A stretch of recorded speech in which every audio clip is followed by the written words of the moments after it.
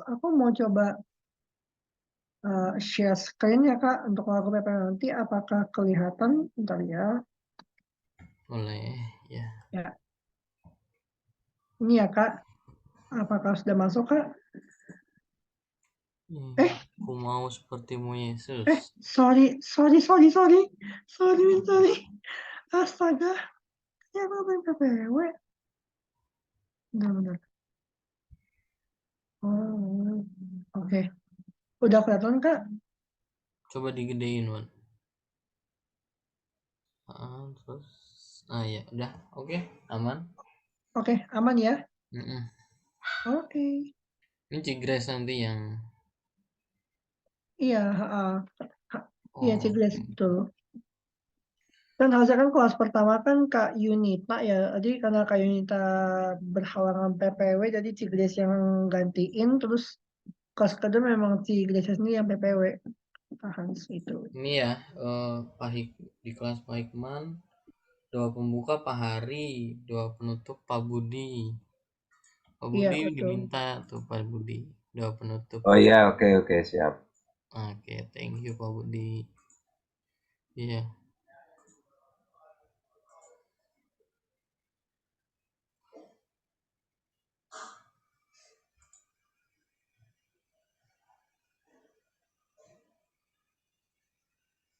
Yang di grup Theo Pentakosta itu boleh diisi ya, teman-teman yang list sudah mengirimkan ETS Teologi Pentakosta. UTS. Iya, yang Udah sih. di data aja Pak Budi, itu Budi Utama bukan Pak Budi ya. Iya loh Kak, itu aku belum kerjain loh. Ya Yang ampun. yang mana ya? Di Ini Theo. Di Theo. Theo Pentakosta Pak judulnya. Theo Nah, Pentakosta Pak. Itu di data aja Pak, masukin nama. Pak Hendrik Timodius. oh, itu Iya. apa ya itu? UTS tapi jadi ETS, evaluasi ya gitu. UTS yang pernah dikasih itu loh di WA sini di grup. Pak Iya Budi Pak. udah kerjain kan atau belum? Udah belum ya saya? Makanya kemarin kan libur tuh Pak Hendrik untuk ngerjain UTS tuh ceritanya. Soalnya hari ini Kan deadline-nya. Ini nih kan Pak Budi cobain. waktu itu pas UTS beliau masuk kelas kan ngajar. UTS-nya minggu depannya. Terus kemarin kan kita nggak ada kuliah tuh hari Rabu. Nih, aku WA di dalam Pak Budi nih. Iya, coba deh Kak dibantu Pak Budi deh Kak. Kayaknya Pak Budi agak kebingungan. Oh, Oh ini belum Oh, loh ini. Belum ini. kebanyakan tugasnya Oh, gila bener emang. oh. Ini deadline-nya ngumpulinnya berapa? kapan, Sam? Sam ngumpulinnya kapan? Harus sekarang hari ini deadline. Hah? Waduh. Enggak Bu, bukan Bu. Senin 23 Ya besok ya? Sam Bu. hari ini ya Sam Enggak, Oh yang hari Senin ini anu Theo Sistematika ya? yang sama hari sistematika betul hari Nah. sistematika Pak. Oh kalau Theo Pentakosta Senin depan. Senin depan Oh iya harusnya. begituan lah. Untung ini uh, masih tahu ini. Duh, emang lewat. Senin depan Sam bukan hari ini deadline-nya. 23, 23 ya, Bentar, aku iya cari dulu. Iya, Wan ya. Ada tuh kalau nggak salah. kan 23. harusnya itu kan memang Kams yang apa tanggal 19 kan. Cuman waktu itu aku sama sama Pak Justinus kita nawar waktu itu boleh nggak minta ditambahin lagi waktunya, dan puji Tuhan dikasih hari Senin. Aku ingat banget itu aku lagi di Taiwan kalau posisinya Ntar itu ya, Bu aku Nomi. coba cari dulu ini. 23 Oktober kalau nggak salah ada Mm. tulisannya. Kak, mungkin kita bisa bantu ini kali ya kayak umumin di grup kita kali ya kayak aku aja apakah Kak yang kirim di grup? Apa nih? Kenapa Kak?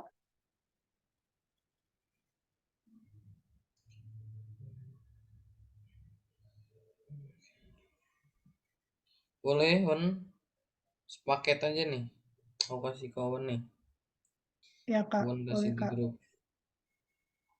Ini toh, deadline-nya Oke. 23. Yuk. Aku mau di grup dulu kalau gitu. Kita punya tugas tuh banyak sekali ya, teman-teman ya. Bener-bener satu dikerjain, ada lagi gitu. Gimana gitu rasanya.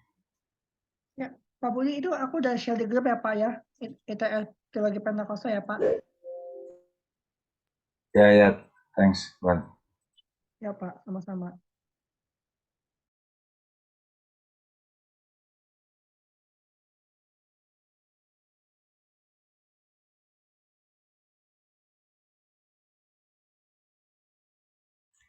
Aku tuh lagi deg-degan nih sekarang nih Wan. Kenapa Kak? Gak tahu ini aku Oh, ini maju ya? presentasi apa enggak. Presentasi nih. Harusnya sih enggak. Karena Oh, kalau baik dari aja. tulisan itunya Hari ini nggak presentasi, Sam. udah saya mau udah presentasi dua-duanya deh, Pak Hikman. Iya, Bu Naomi udah ya. Aku belum. Udahlah, udah selesai dua-duanya, Pak. Itu Sam. Aman, Bu Naomi aman ya. Udah aman. Pak Aduh, Budi gimana Mantap Pak Budi? Ya, ini yang PL belum kan? Belum maju. Sama Pak Hari. Grup 1 grup sama Pak Hari. Oh iya benar.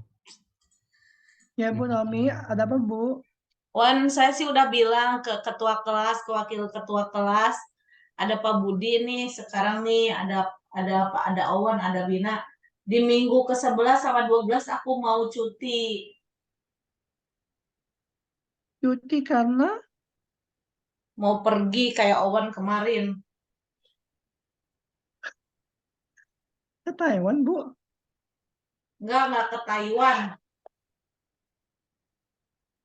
Ke yang lebih jauh lagi. Waduh. Jadi saya kayaknya nggak bisa ikut kuliah gitu, takutnya nggak nyimak. Takutnya nggak ada internet gitu. Ya, izin sama dosen aja, Bu. Iya sih, sama Ya. dosen nanti pas hari Iya, hanya aja. Ke ketua kelas sih sama wakil sudah jauh-jauh hari. Palingan gini aja sih Bu, saran aku, kalau misalnya Ibu emang mau cuti, palingan ini aja cuti pas maksudnya pas take off perginya aja, cuti. Ya, aku memang nggak tahu jadwal Ibu kapan berangkat, jam pagi apa malam ya, cuman saran aku kalau ini izinnya pas take off aja, setelah take off nyampe di sana, Ibu langsung ikut kuliah lagi gitu. Nggak bisa, Saran Wan. aku sih gitu sih. Karena nggak bisa, Wan. Nggak bisa. Karena kita ada kegiatan. Jadi nggak bisa kita lagi ada kegiatan harus ikut kuliah. Nggak bisa. Ada kegiatan kan nanti susah, nggak nyimak, dipanggil-panggil. Nggak enak lah begitu. Iya juga sih. Bingung juga sih. Ya udah Bu. Kayak waktu itu kan susah di jalan sampai di Itu jalan masalahnya. gitu. Nggak nyimak lah di jalan gitu loh. Memang sih kalau absen doang, tapi kan susah lah gimana ya. Aduh, ingin healing, Wan. Udah bosen. Capek.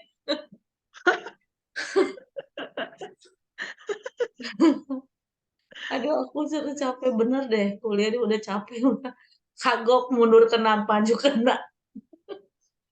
Udah mulai bener lelah nih lihat di laptop gitu. Udah lelah tuh dengan tugas gitu. Udah kadang-kadang lupa. Ini udah dikirimkan belum ya? Ini udah dikirimkan belum ya? Gitu. Iya Bu, nggak apa-apa. Namanya kan juga mungkin secara fisik kita kan secara manusia kita pasti juga ngerasa titik terendah. Gimana kayak capek, jenuh juga. Tapi maksudnya jangan sampai patah semangat banget lah. Maksudnya tetap inilah Bu, tetap ya aku ngerti Ibu emang perlu waktu istirahat juga sih Bu. Nggak apa-apa, it's okay. Gitu. Kayaknya setiap kali ikut kuliah kayaknya pusing gitu kelayangan nih. Aduh. Mungkin karena jamnya juga udah malam, materinya juga berat. Iya. Siangnya kerja, malamnya harus duduk, kamera nggak enak, kan? Ya, gimana lah.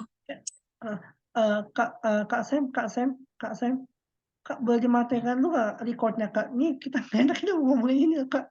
Atau nanti ke-share Oh, itu. apa-apa. Biar Pak Hendrik ada itunya, Wan, ada materinya banyak tuh. Jadi 1, 2 pertemuan, 1 pertama, 2, 3, 4, 5, 6, 7, 8 ada semua komplit. Komplit Bu itu. Heeh.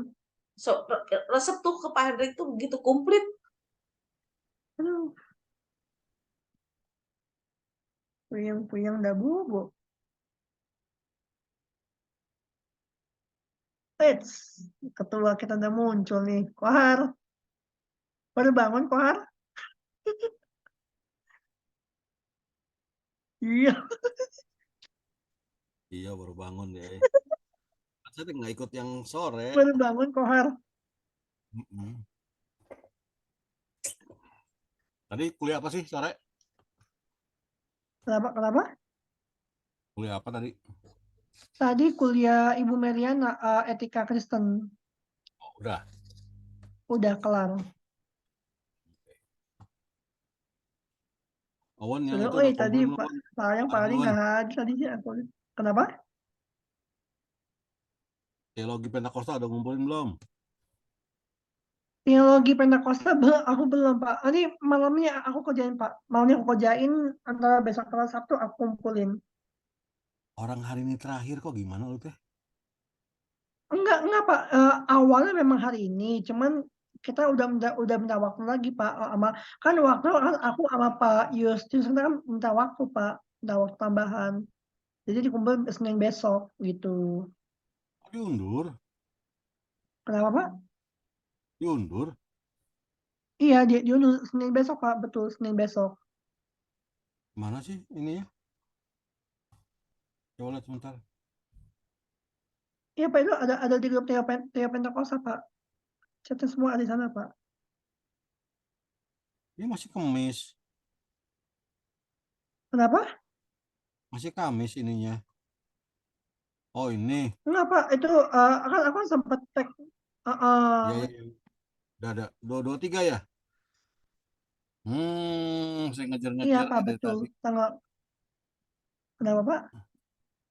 Lagi belum selesai satu nomor lagi. Ya sudah, saya bikin yang teologi. Nggak TS dulu ah. nggak apa-apa Pak. TS Nggak kamu udah, apa-apa, Wan? it's okay. Kenapa Pak? Oh, TS kamu udah ya. Yang Eh TS yang itu sih belum aku kumpulin Pak. Yang teologi matematika udah yang Pak Erik ini belum. pokoknya Owen semester ini semua tugas nggak boleh yang terlambat loh, Wan. Dipantau sama saya, Wan. Kenapa Pak? Kenapa? Tugas kamu nggak boleh ada yang terlambat semester ini. Iya Pak, pastinya Pak. Pasti Karena nggak saya akan telat pantau kok. loh. Kalau Samuel nggak usah dipantau, dia sih langsung on time. Kalau Samuel mah kamu Bina, itu harus dipantau. Iya Pak. Soalnya masalahnya kamu udah semester 5, setahun setengah lagi udah selesai. Kalau ini nggak mau berubah, kamu susah loh ke depannya. Iya Pak, tenang aja Pak. Semua aman kok pasti kok Belajar Pak. dewasa, Wan. Belajar dewasa, Wan. Waktu kamu tuh Iya lebih Pak. banyak dari kita loh. Yang lain udah pada kerja, pada apa. Kamu tuh waktunya paling banyak loh sebenarnya. Iya nggak? Kerja enggak. Kamu cuma kuliah malam doang. Pelayanan minggu doang ya. Atau Selasa. Sabtu ya. Udah.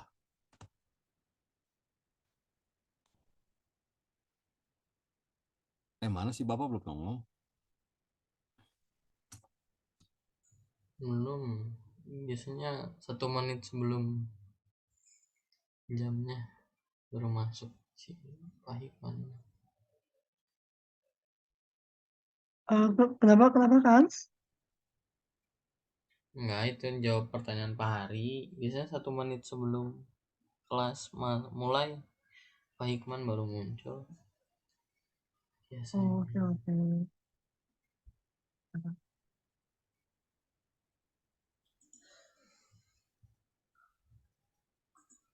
Bos Street, gimana kabarnya Bos Street?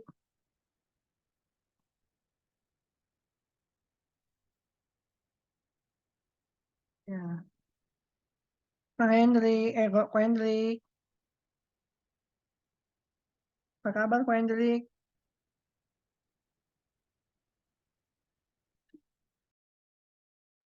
Baik, Wan. Puji Tuhan. Sehat ya Ko Hendrik sama si Anita? Sehat, sehat. Puji Tuhan. Lagi di mana nih Kohen? Di rumah kah? Kerjaan? Lagi di Papua, Wan. Hah? Di Papua? Padahal. Oke.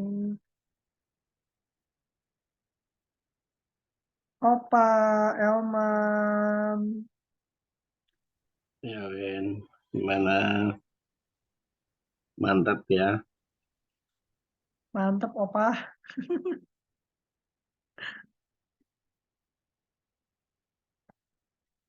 Eh, by the way, Opa gimana di sana cuaca masih aman apa? Apa masih hujan panas?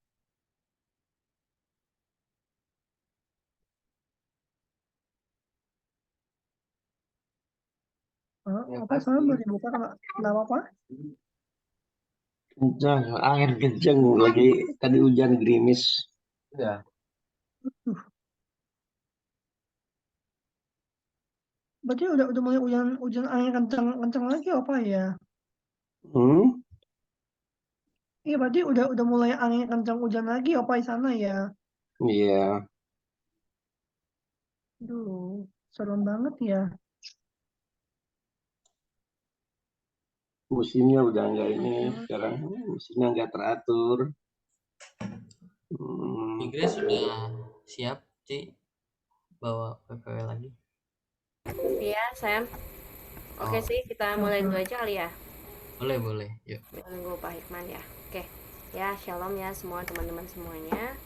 Mari kita akan siapkan hati kita untuk memulai kelas kita pada malam hari ini. Kita naikkan dulu sebuah pujian dengan judul Ku Mau Sepertimu Yesus.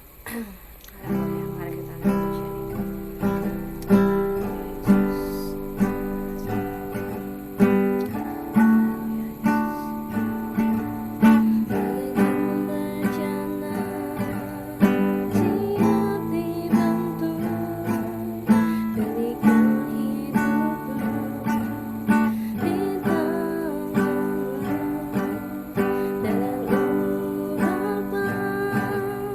Ku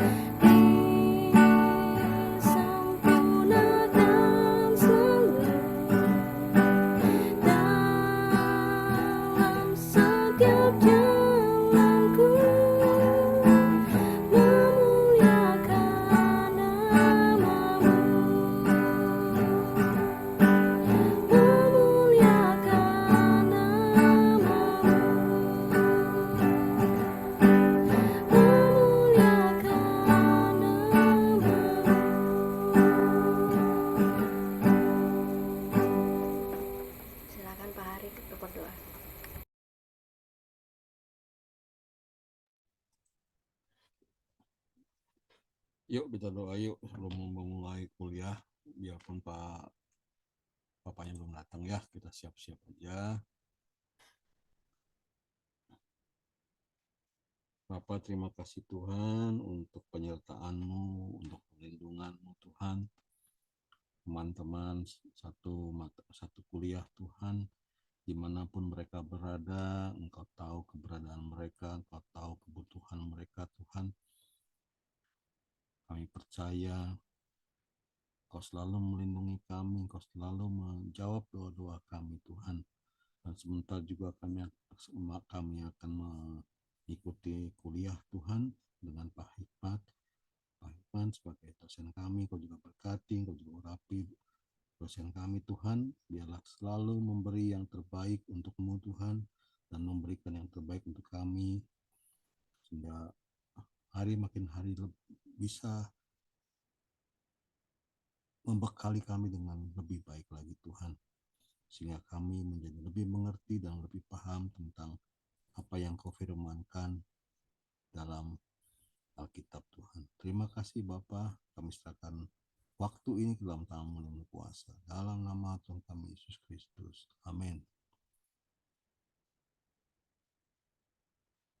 Ya, mari saudara-saudara kita buka Alkitab kita. Oh, ada nih renungan. Ada tuh. Terusin bro, terusin. Nah, Terusin Pak Hari. Terusin. Kita Langsung aja mulai. seminar Pak Hari, seminar psikologi. Sikat Aku Kohan, presentasi sikat, sendiri ya. sikat habis. Ini saya belum selesai loh. Saya belum selesai loh. Ngomongnya belum selesai. Kita akan mulai hari ini dan dimulai dengan awal B, yaitu Budi. Silakan Pak Budi. Ketawa dia. Terus lempar bola nih. Loh iyalah. Dari B nanti ada E, Pak Elman. Kan sampai nunggu Pak Hikmat. Oh iya, Pak Hikman nggak ada kabar ya Pak Hari ya? Coba saya WA sebentar ya. Iya, tumben ya. Udah tuh datang. Salam Pak Hikman. Shalom Pak. Shalom Pak Hikman. Shalom Bapak Ibu. Shalom, shalom Pak Hikman. Shalom Pak, selamat malam. Selamat malam. Sudah dimulai ya? Malam Sudah Pak Pak, Hikman. sudah dimulai. Iya. Jadi ini tunggu ya. Kita lihat dulu.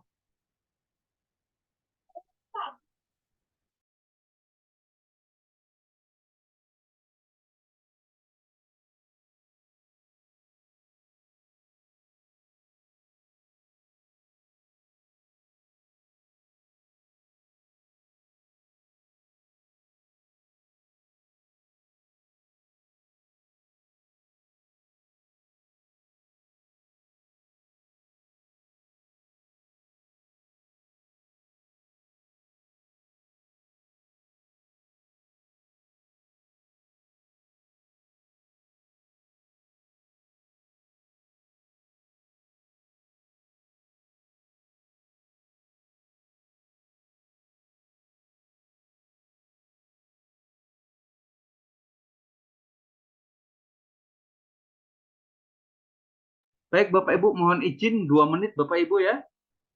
Membantu istri dulu ngurus itunya Dede. Boleh Pak, mangga Pak. Mangga. Iya Pak, nggak apa-apa Pak. Siap Pak Hikman. Ya Pak Hikman, nggak apa-apa Pak.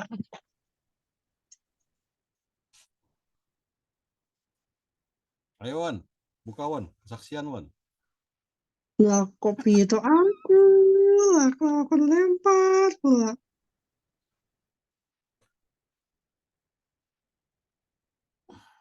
Pak Hari lah, dia kan Pak Hari kan yang buka udah pembukaan ya, udah Pak Hari kesaksian dah.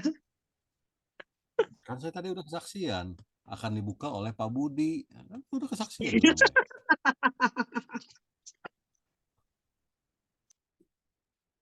Nanti Pak Budi ngoper lagi, akan dilanjutkan oleh, nah gitu aja Bud.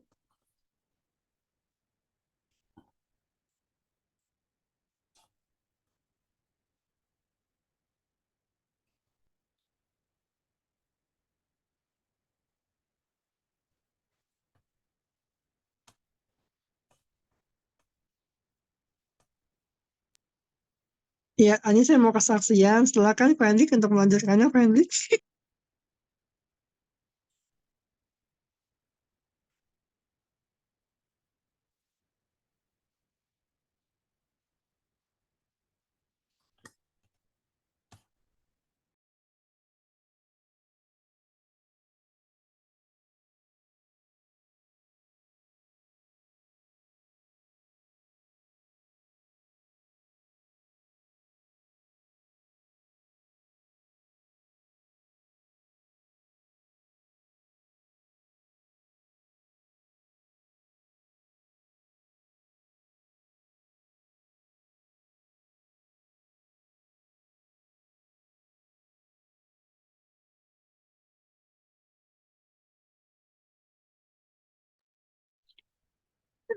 Ci Yunita, cepat sembuh ya, Ci. Tuhan pulihkan dengan sempurna.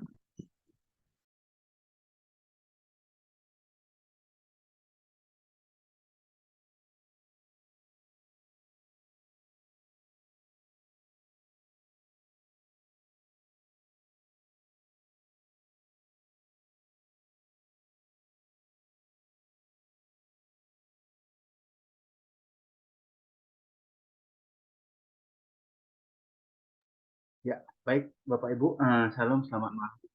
Terima kasih buat pengertiannya. Malam ini kita sebetulnya mengkaji kitab Nubuat, tetapi pendekatan yang digunakan adalah pendekatan simbol. Kita sudah mempelajari di dalam hermeneutik satu, bahkan ada keduanya juga, tentang simbol. Secara umum, simbol itu ada 8, ya, 8 bentuk. Bapak Ibu sudah pelajari. Nanti tinggal dilihat apakah itu simbol angka, apakah itu simbol arah angin, apakah itu simbol makhluk, benda, atau simbol warna dan seterusnya ya. Nah, kita juga harus memperhatikan apakah simbol itu terletak di dalam kitab narasi ataukah simbol itu terdapat di dalam kitab apokaliptik, ya, apokaliptik. Nah, artinya kalau kitab itu kitab apokaliptik berarti dia kitab yang syarat dengan simbol-simbol. Tetapi Bapak Ibu, kitab Nabi juga itu syarat dengan simbol-simbol, ya. Oleh karena itu kita perlu mempelajari, dan waktu itu kalau tidak salah ketika hermeneutik tentang nubuat saya menyampaikan, tapi sepertinya tidak lengkap dan materinya tidak lengkap karena ini materi yang sudah saya perbarui dari sebelumnya hanya 8, ini menjadi 26 materi. Nanti saya bagikan ke Bapak Ibu, ya. Jadi yuk kita dengarkan dulu tentang materinya, nanti kita baru melihat kepada simbol-simbol yang ada di dalam Hosea. Dalam hal ini adalah Hosea 1 ayat 1 sampai 12, di mana kita menentukan simbol-simbolnya. Nah, baik.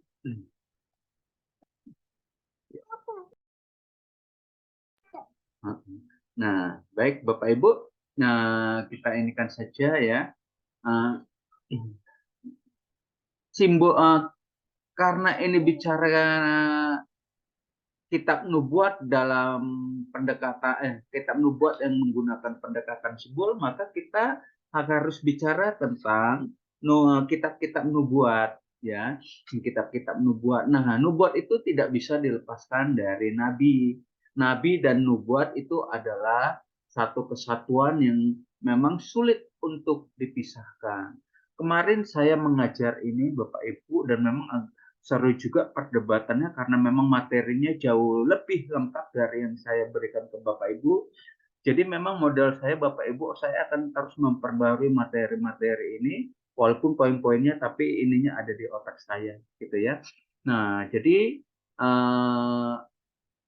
saya menyampaikan salah satu poin yang saya sampaikan di dalam ajaran itu adalah saya ditanya Pak, gimana tentang Nabi ini? Saya katakan untuk masa sekarang, Nabi tidak diperlukan lagi. Kenapa Nabi tidak diperlukan? Karena kalau Bapak Ibu lihat, tugas dan fungsi Nabi itu berangkat dari perjanjian lama, maka tugas dan fungsi Nabi itu telah digenapi oleh Yesus Kristus.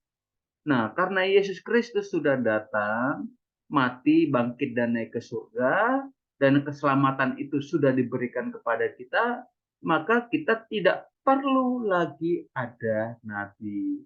Nah, bagaimana dengan orang yang mengaku-ngaku nabi? Ya biarlah gitu. Bagaimana orang yang diaku-akui sebagai nabi? Ya biarlah.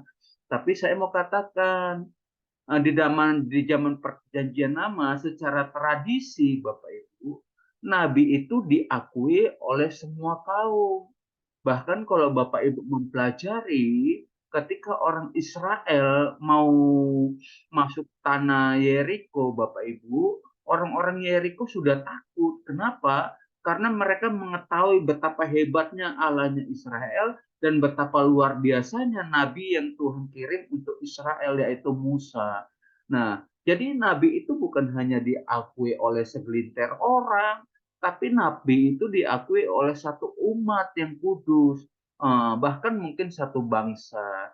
Nah, oleh karena itu, kalau ada yang klaim-klaim ini dan orang siapa sih? Ya sudah, berarti itu urusan masing-masing. Tapi saya katakan juga, nabi memang tidak diperlukan, tapi karunia nabi itu masih bisa dibutuhkan dan mungkin memang penting untuk kepentingan dan pertumbuhan gereja.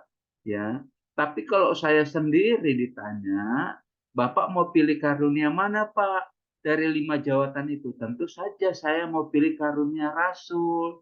Kenapa? Karena posisi rasul itu paling tinggi di antara 5 jawatan itu, Bapak Ibu. Dan kalau nanti Bapak Ibu baca teks, kalau Tuhan nanti datang, yang dibangkitkan pertama itu orang-orang martirnya Allah, ya kan? Nah, kemudian rasul baru menyusul. Jadi tingkatannya juga berbeda, ya. Nah, tapi nggak apa-apa yuk. Kalau memang ada orang-orang yang memang menggunakan terminologi karunia kenabian, itu no problem. Saya juga tidak masalah dengan itu, dan kalau memang itu diperlukan ya monggo silakan saja gitu kan. Nah, dan memang kan kalau nggak salah dulu pernah ada yang disebut dengan apa Bapak Ibu, tes karunia ya, tes karunia. Dan saya pernah hitung-hitung sendiri Bapak Ibu, jadi takut sendiri Bapak Ibu, karena karunia saya condong kedua. Pertama, karunia penginjilan, tapi yang paling kuat, yang sama kuatnya, karunia kenabian. Waduh, saya kaget, saya bilang, aduh Tuhan, udah ada, ini kayaknya saya salah hitung Tuhan. Nah, gitu. Kenapa, saudara? Karena kalau kita menganggap kita punya karunia kenabian, maka kita harus bersikap seperti seorang nabi dalam arti kata baik perilaku, tutur kata, atau apapun itu harus punya integritas. Kenapa? Karena seorang nabi, dia mengajarkan tentang firman, Bapak Ibu, ya, mengajarkan tentang hukum Taurat kepada umat Tuhan. Nah, para nabi itu mengajarkan dan dia sudah melakukan lebih dahulu, kan begitu. Oke, itu tentang nabi sekilas. Yuk kita bicara tentang nubuat saja, Bapak Ibu, saya lompat saja ya. Nanti kalau Bapak Ibu perlu materi ini silakan sampaikan saja di grup. Oke, tunggu saya lompat. Nah, ini dia Bapak Ibu.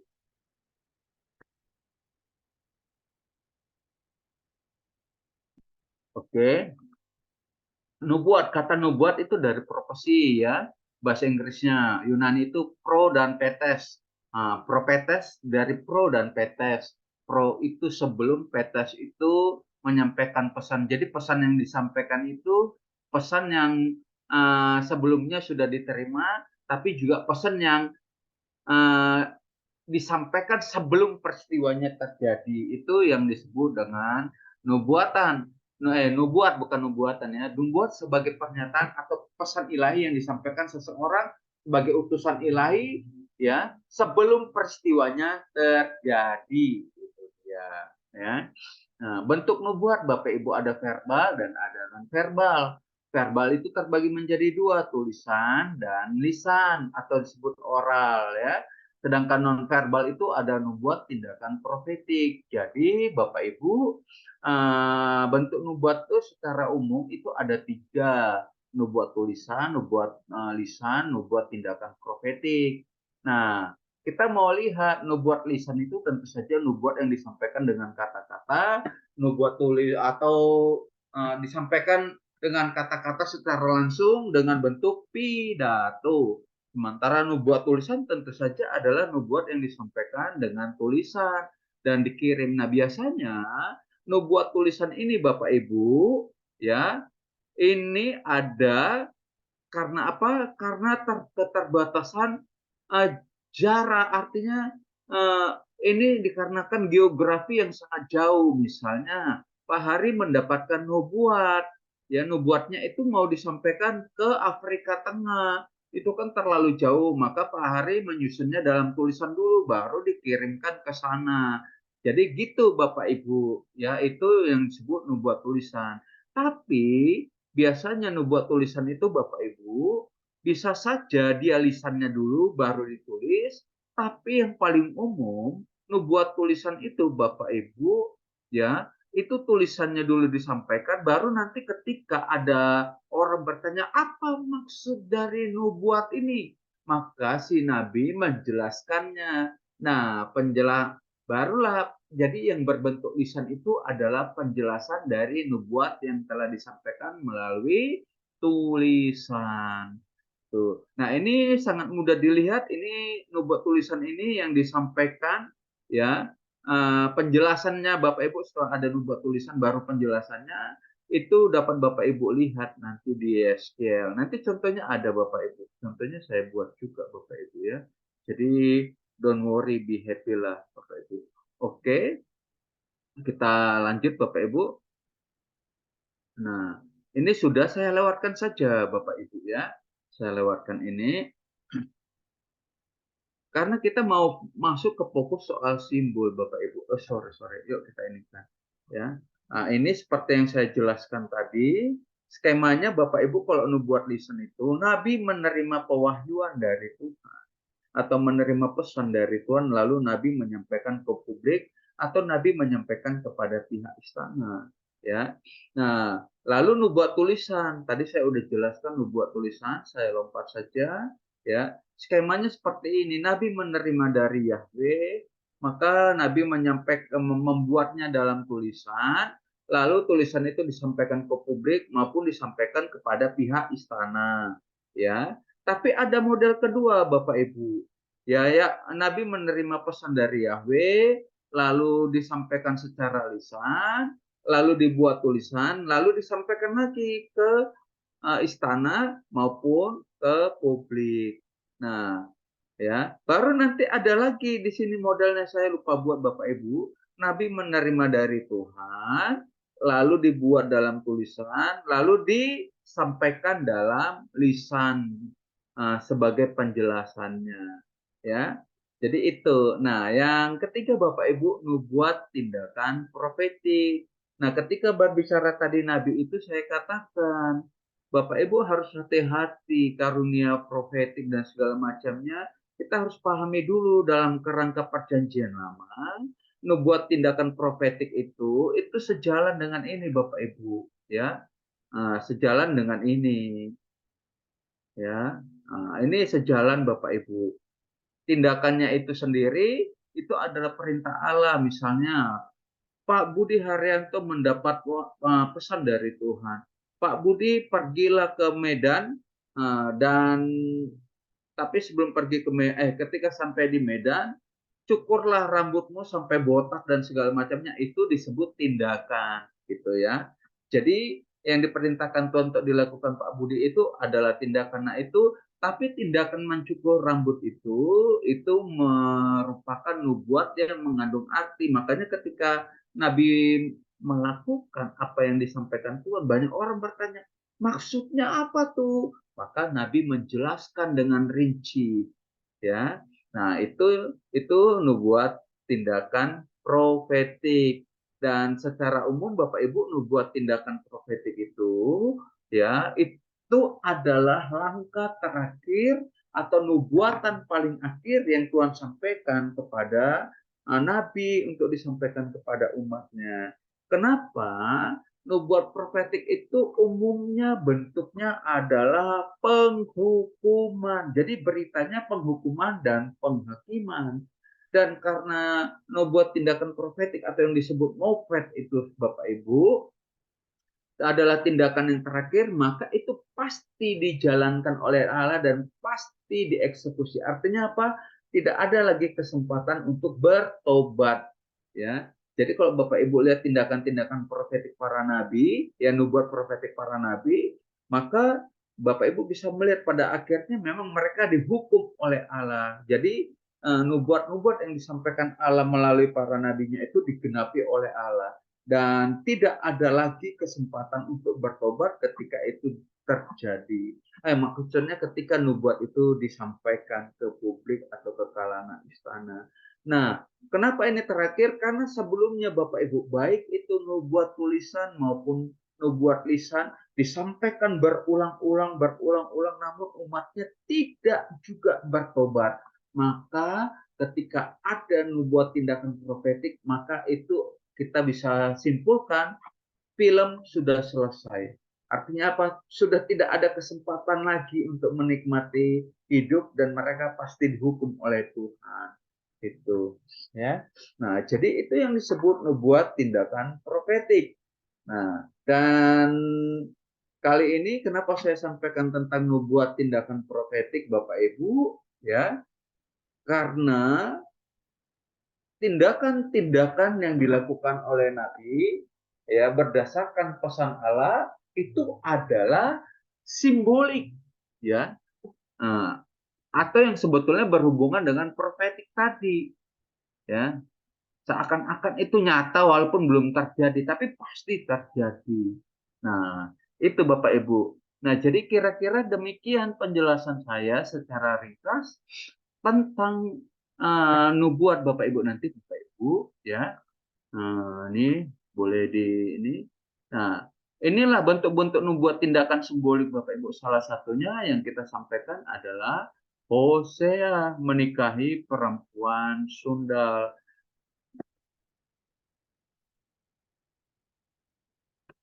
Nah, Bapak Ibu, perlu Bapak Ibu ketahui, kalau sudah masuk kepada seorang nabi mendapatkan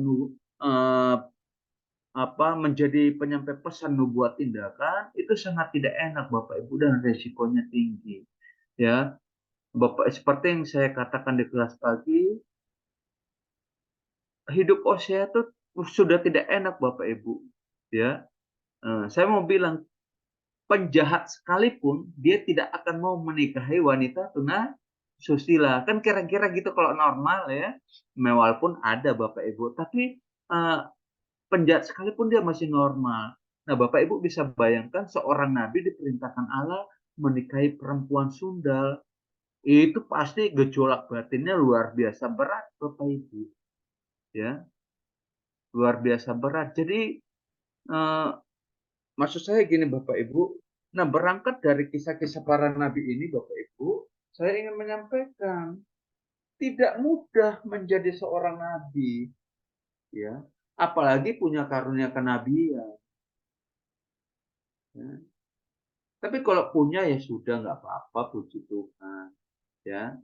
Nah, tapi dari beberapa kasus yang saya lihat orang-orang yang menganggap dirinya punya karunia kenabian tampil ya terlalu kelewat percaya diri, gitu ya. Tapi ya nggak apa-apa, itu urusan mereka lah ya. Tapi yuk kita kembali, Bapak Ibu, saya tidak ingin debatable di sini dulu karena memang perkuliahannya sudah selesai. Tapi saya ingin menyampaikan ini sebagai satu pembukaan untuk Bapak Ibu memahami bahwa di dalam nubuat itu sendiri, nubuat tindakan profetik itu sendiri, itu merupakan bentuk simbol Bapak Ibu. Ya, tindakan-tindakan yang dilakukan Nabi itu adalah nubuat dan tindakan-tindakan itu adalah simbol yang nanti harus dijelaskan di dalam penjelasan baik tulisan atau maupun dalam pemaparan oleh sang Nabi. Yuk kita lihat sekarang Bapak Ibu bagaimana kita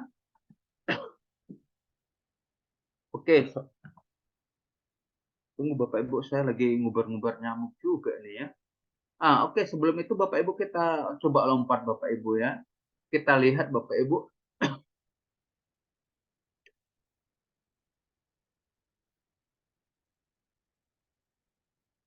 Oke, ini sebelumnya Bapak Ibu. Nah, ini penghukuman. Mengapa Allah menghukum umatnya? Perhatikan Bapak Ibu, karena mereka melakukan kejahatan yang luar biasa. Kan yang berbuat jahat itu raja. Tapi perhatikan Bapak Ibu, ini ilmu komunikasi. Ya, saya membantu teman saya membuat tulisan Bapak Ibu. Waktu itu saya masih di Medan. Tiba-tiba dia nelpon, brother, ada di mana? Ada di Medan, brother. Saya bilang gitu. Waduh, lagi ngapain? Saya ceritain. Bisa nggak bantu saya? Bantu apa? Saya lagi buat tulisan tentang ini, nabi ini dan nubuatan ini, Bapak Ibu. Bisa bantu saya nggak? Saya konsultasi apa ya? Saya bilang susun saja dalam ilmu komunikasi modern sekarang. Itu kan nanti kelihatan semua. Ya udah, ayolah. Saya tunggu lah, brother. Saya nggak punya uang, jadi gimana brother mau nunggu-nunggu saya? Saya gitu kan aja kan. Kirimlah ongkos ongkos pesawat saya biar saya bisa balik ke Jakarta. Oke, dia cariin, terus dikirimlah nomor kode penerbangannya. Udah saya terbang Bapak Ibu. Ya enak kan gitu, konsultasi aja disediain ongkos tiket pulang dari Medan Jakarta Bapak Ibu. Tapi sebelumnya saya bilang gini, saya nggak punya tiket, kirimlah tiket ini biar saya bisa ke sana. Nanti kita ketemulah sambil kongko-kongko di restoran. Saya nyablak aja gitu Bapak Ibu. Oke, ya dikirim nomornya. Saya ke Jakarta, kita buat janji ketemuan, kita makan di restoran beberapa kali Bapak Ibu ya.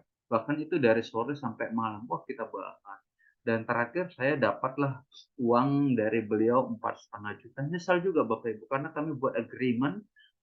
Bro brother udah bantu saya, jadi tulisannya jangan kemana-mana. Oke lah, saya bilang gitu. Tata nyesal juga Bapak Ibu ya. Aduh, itulah akibat ini Bapak Ibu ya. Akibat kepepet, nggak punya uang gitu kan.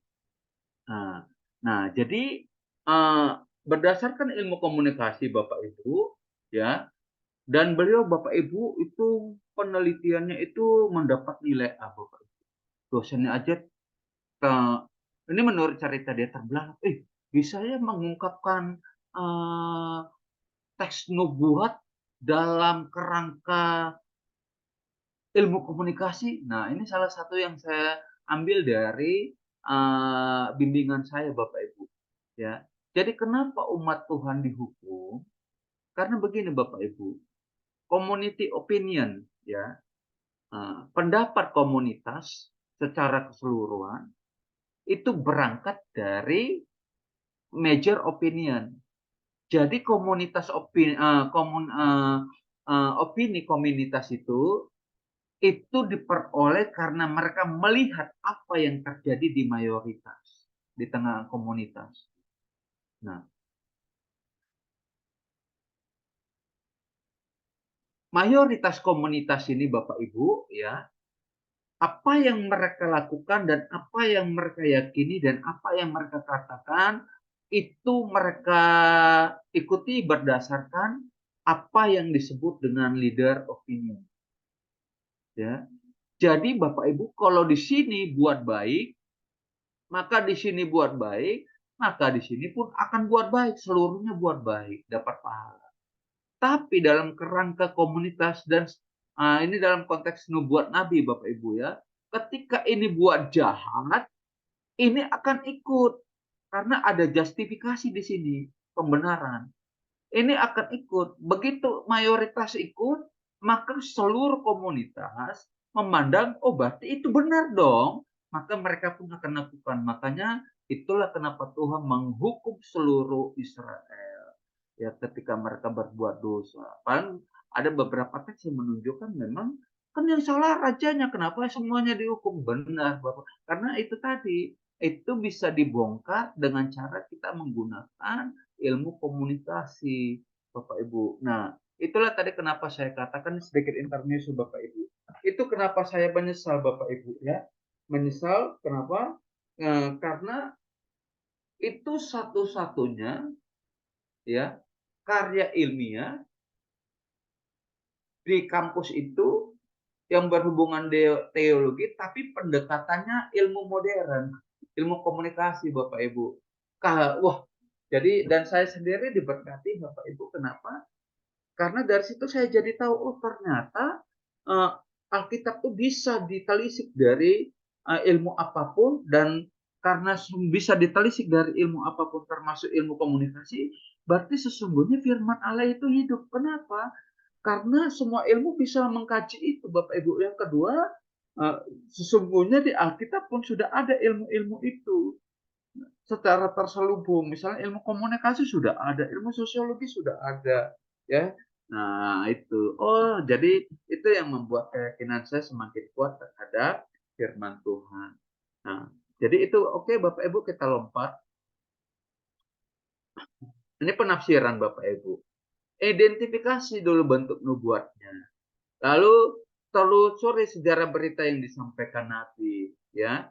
Bagaimana kondisi religiusnya, bagaimana kondisi ekonominya, kondisi politiknya, dan seterusnya, Bapak Ibu. Yang ketiga, baru kita periksa apa, Bapak Ibu, ya, ini identifikasi sifat nubuat. Apakah nubuat itu sekali terjadi atau berkali-kali? Nah, ini ya, alasan. Oke, yuk kita lihat, Bapak Ibu, kepada teks sekarang. Ya.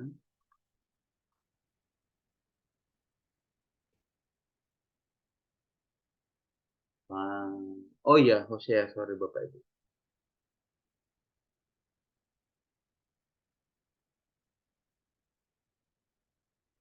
Saya pernah buat Bapak Ibu, tapi saya belum ketemu Bapak Ibu ya. Rasanya masih ada di hard disk saya yang lama Bapak Ibu. Tapi mami saya keburu tidur Bapak Ibu. Jadi nanti kalau besok saya kirim ke Bapak Ibu ya, ringkasan untuk ini. Baik Bapak Ibu, ini adalah pendahuluan Bapak Ibu ya. Jadi saya anggap saya lewatkan saja ya. Nah, ini adalah prolog ya. Artinya apa Bapak Ibu? Prolog ini menunjukkan bentuknya adalah sejarah, walaupun dia kitabnya nubuat, tapi mengandung unsur sejarah ya. Nah, maka saya bacakan Bapak Ibu. Ketika Tuhan mulai berbicara, perantara manusia berfirman kepada Hosea, pergilah kawinilah seorang perempuan sundal dan peranakan anak sundal, karena negara ini bersundal hebat dengan membelakanku. Maka pergilah dan ia mengawini Gomtar binti Deblaim, lalu mengandunglah perempuan itu dan melahirkan seorang anak laki-laki. Kemudian berfirmanlah Tuhan kepada Hosea, berilah nama Israel kepada anak itu, sebab sedikit waktu lagi maka aku akan menghukum keluarga Yehu karena hutang Israel, dan aku akan Israel ini Israel Bapak Ibu ya. Jadi memang ini permainan kata-kata, dan aku akan mengakhiri pemerintahan kaum Israel ya kan Bapak Ibu, melihat ini permainan kata-kata ya. Nah, dari sini Bapak Ibu, keluarga Yehu karena hutang darah Israel, aku akan mengakhiri ya, ini menghukum. Aku akan menghukum keluarga Yehu. Aku akan mengakhiri pemerintahan kaum Israel. Jadi ini bentuknya paralelisme sinonimi, Bapak Ibu. Keren ya Bapak Ibu ya, puisi itu hebat Hosea ini. Baik, kita lanjut Bapak Ibu. Maka waktu itu aku akan mematahkan busur panah Israel di lembah Yisrael. Ya. Lalu perempuan itu mengandung lagi dan melahirkan seorang anak perempuan. Berfirman Tuhan kepada Hosea, berilah nama Lo-Ruhama kepada anak itu, sebab aku tidak akan menyayangi lagi kaum Israel dan sama sekali tidak akan mengampuni mereka.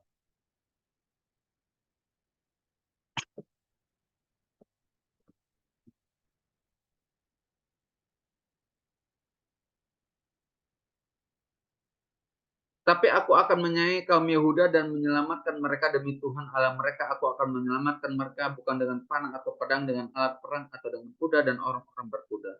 Sesudah menyapelo Ruhama mengandungnya perempuan itu dan melahirkan seorang anak laki-laki. Lalu berfirmanlah, berilah nama Lo Ami kepadanya itu, sebab kamu ini bukanlah umatku dan aku ini bukanlah anakmu.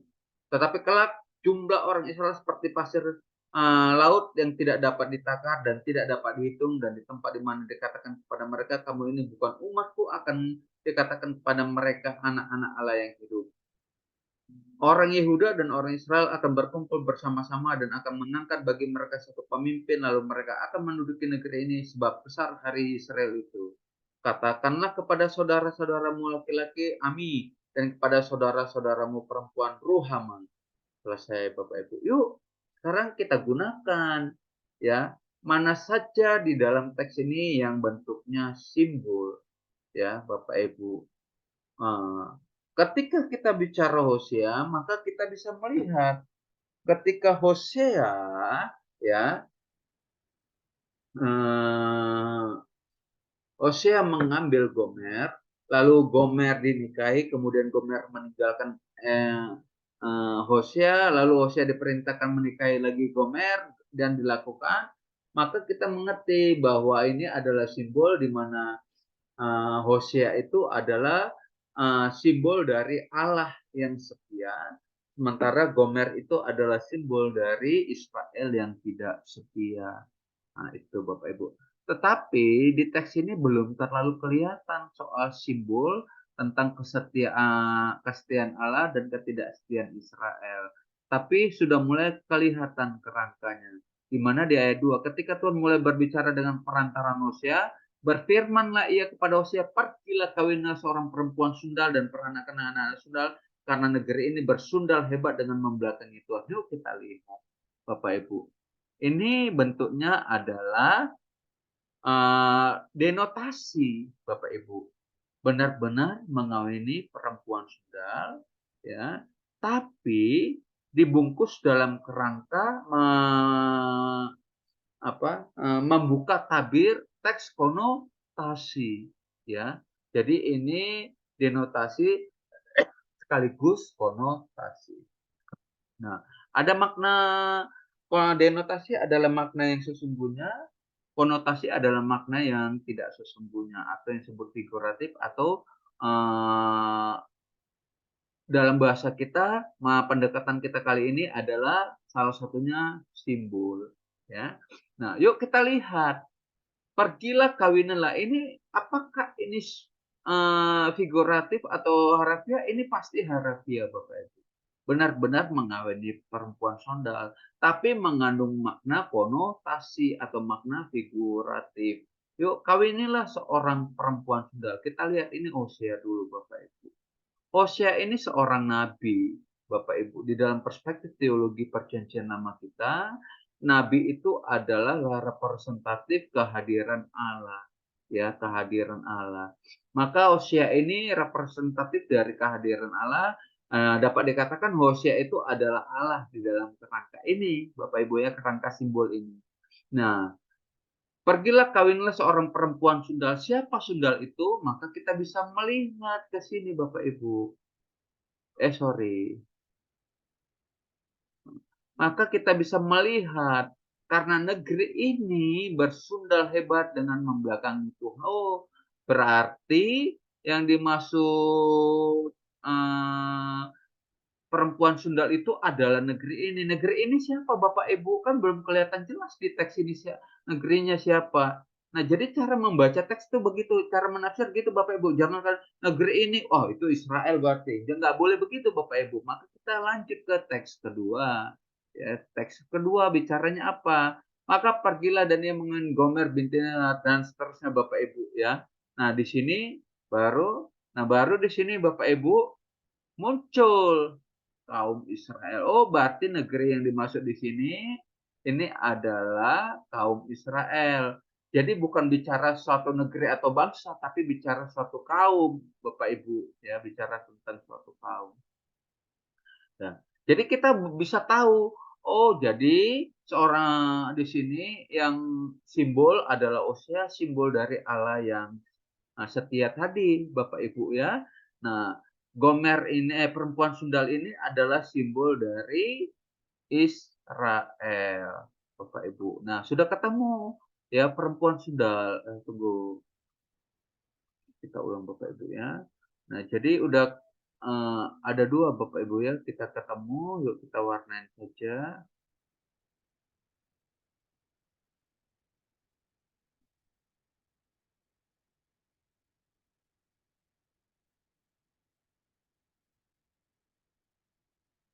Oke, ini Bapak Ibu.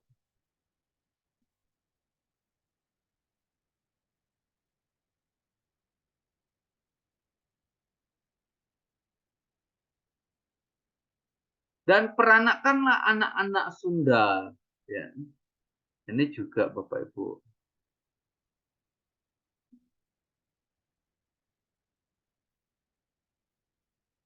Pak, mak bapaknya orang kacau kan belum tentu anaknya kacau. Itu kan konsep dunia Bapak Ibu. Ya. Peranakanlah anak-anak sundal. Itu bukankah ingat Bapak Ibu teks semua manusia telah jatuh ke dalam dosa dan kehilangan kemuliaan Allah. Gara-gara satu orang manusia kehilangan semuanya, benihnya rusak kan Bapak Ibu. Nah kan sama kan Bapak Ibu. Jadi ini kembali lagi ke area penciptaan Bapak Ibu. Ya. Nah itu. Jadi kembali lagi ke ilmu komunikasi tadi. Benar kan Bapak Ibu. Justifikasinya mungkin hanya 1, 2, mungkin rajanya atau mungkin nggak semua lah berbuat menyimpang gitu ya, tetapi bagi Allah seluruhnya udah kena. Nah itu kita bisa lihat seperti itu karena kita menggunakan pendekatan ilmu komunikasi Bapak Ibu ya. Kita sudah temukan 2 Bapak Ibu. Yuk kita lihat Bapak Ibu. Maka pergilah ia mengawini Gomer binti Diblaim ya. Ini dia. Yuk kita kembali ke ini Bapak Ibu. Tadi kan apa Bapak Ibu? Tentukan dulu bentuknya. Oh ini berarti bentuk nubuatnya adalah nubuat tindakan profeti. Itu sudah ketemu. Yang kedua, perhatikan latar belakangnya. Maka kita bisa melihat nubuat ini disampaikan Tuhan melalui Nabi Hosea untuk disampaikan kepada umat Tuhan. Itu berangkat dari apa? Berangkat dari sikap orang Israel yang melanggar perjanjian dengan Tuhan. Bahkan menjadi musuh bagi Yehuda. Nah ini jelas-jelas mengingkari perjanjian yang sudah dibuat Allah dengan nenek moyang mereka. Ya, nah jadi seperti itu.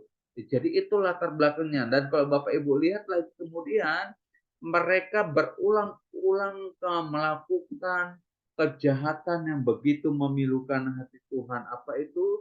Sinkretisme itu salah satunya Bapak Ibu. Ya, Pak, penyembahan berhala kan juga dilakukan Yehuda. Tetap Yehuda kena Bapak Ibu. Kenapa sinkretisme itu menjadi sesuatu yang menjijikkan di hadapan Tuhan? Pertama ya karena itu menduakan Tuhan. Artinya orang itu mensejajarkan ya ilahi-ilahi apa dewa-dewa itu dengan Allah, dan Allah tentu saja tersinggung dan murka karena disejajarkan dengan benda-benda mati ciptaan Dia kan. Nah, kenapa Allah juga murka Bapak Ibu terhadap umatnya? Karena umatnya sudah mengalami banyak kasih karunia dan segala kebaikan Tuhan, ternyata memunggungi Tuhan, bahkan membelakangi Tuhan dengan Bapak Ibu mengambil menyembah kepada ilah lain. Tapi yuk kita lihat, sebelum Israel dipilih oleh Allah, mereka kan jelas bangsa yang sesat, bangsa kafir. Lalu dipilih Allah, ditarik ke dalam himpunan belas kasihannya Tuhan. Maka kita bisa melihat Hosea itu orang benar, Gomer itu orang tidak benar. Sama laki-laki siapapun dia mau sepanjang ada duitnya kan, kira-kira gitu Bapak Ibu. Ya. Terus Hosea datang mengambil Gomer dan mengeluarkan dia dari lembah nista itu. Kan sama dengan Allah. Allah yang kudus datang mengambil umatnya dari kenajisan sehingga mereka menjadi umat pilihan Allah. Ya sama kan Bapak Ibu kan? Maknanya udah kelihatan sama Bapak Ibu. maka kita bisa menggunakan distorsi ini untuk melihat, oh jadi inilah salah satu atau dua dasar yang membuat keluarnya nubuat ini, nubuat tindakan profetik. Ya, Bapak Ibu.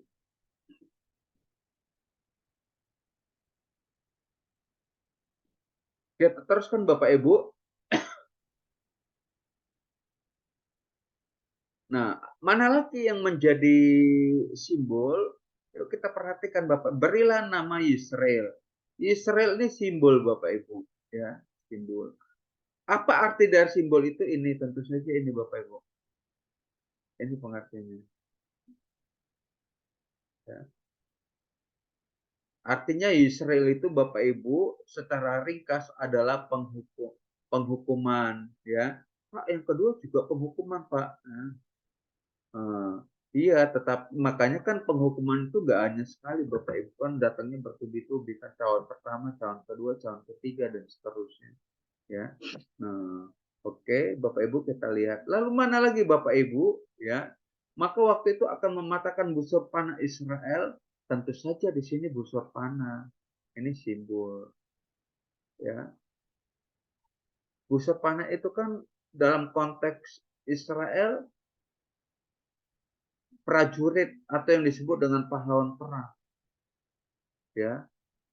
Nah, Israel itu berarti adalah pahlawan perang. Kalau busurnya diambil, maka kemegahan seorang pahlawan perang itu hilang, Bapak Ibu. Ya, artinya dipermalukan lah, gitu ya. Nah, itu. Oke, kita lanjut lagi, Bapak Ibu. Sudah berapa simbol ya? 3 simbol, 4 simbol, Bapak Ibu. Ya, 4 simbol. Lalu perempuan mengandung lagi anak yang perempuan, ya, namanya Lo Ruhama. Itu pun simbol, Bapak Ibu. 5 simbol kita dapat, ya. Kemudian apalagi Bapak Ibu, ya, Lo Ami, ini simbol lagi Bapak Ibu. Udah ada 6.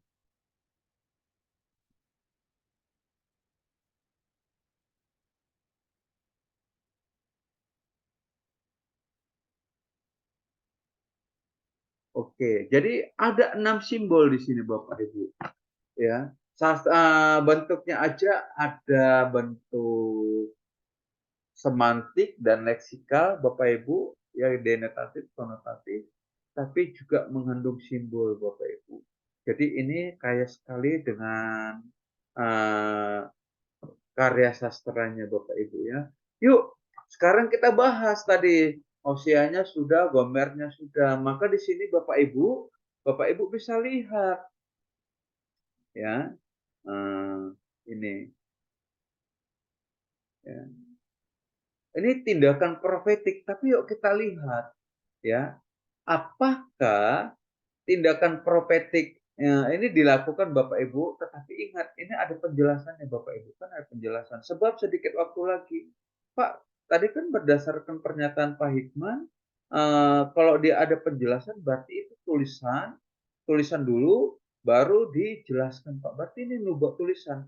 Ini bentuknya adalah nubuat tindakan Bapak Ibu, ya, tindakan profetik. Nah, ini walaupun terkesan ini seperti nubuat tertulis, tapi sesungguhnya ini merupakan bagian dari nubuat tindakan profetik, Bapak Ibu. Jadi lebih bersifat kepada pasif, ya, di sini. Nah, jadi seperti itu Bapak Ibu.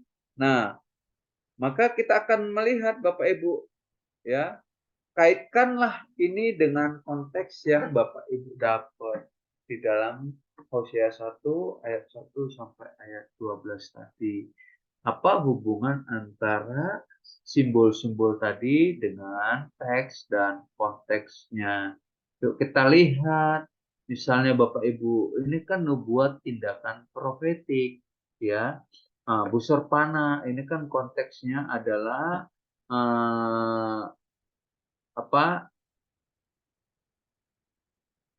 Allah memerintahkan Hosea untuk mengawini perempuan sundal, itu bisa, ya.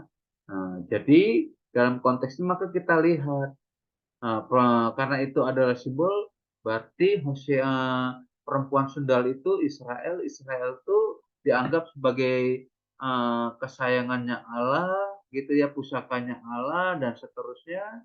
Maka bentuk penghakiman salah satunya yang dilakukan adalah menarik busur panah mereka sehingga mereka tidak bisa lagi berkata apa-apa dan tidak lagi menjadi seorang pahlawan perang.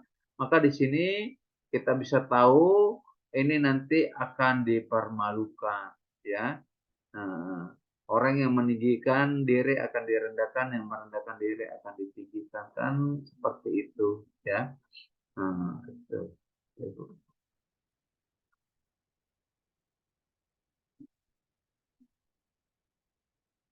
Oke. Lalu yang pertama ini Israel Bapak Ibu. Nah ini sebab sedikit waktu lagi maka aku. Nah ya. Ada sedikit waktu lagi Bapak Ibu. Jadi ini penghakimannya mau mendekati hari ini. Jadi pernyataan penghukuman itu sudah tidak bisa ditarik lagi Bapak Ibu. Ya. Dalam bahasa saya ya sudah selesai, gak ada lagi maaf bagimu, kan begitu. Ya. Nah, itu kalau kita memandang, jadi Bapak Ibu, dari 6 simbol yang ada di situ tadi, maka kita bisa melihat artinya. Arti dari simbol-simbol Bapak Ibu tergantung dari teks dan konteks. Tapi secara umum kita bisa lihat ke berbagai literasi Bapak Ibu, ya, untuk mencari tahu maknanya. Nah, jadi kira-kira demikian. Setelah kita mendapatkan maknanya dari sisi literasi Bapak Ibu, ya, mengacu kepada literasi, maka kita bisa melihat mengaitkan itu dengan konteksnya seperti apa, ya. Maka Bapak Ibu nanti akan ketemu itu simbolnya simbol apa, lalu ketemu itu konotasi apa denotasi, lalu ketemu apakah ada paralelismenya atau tidak, atau adakah puisinya atau tidak, gitu ya.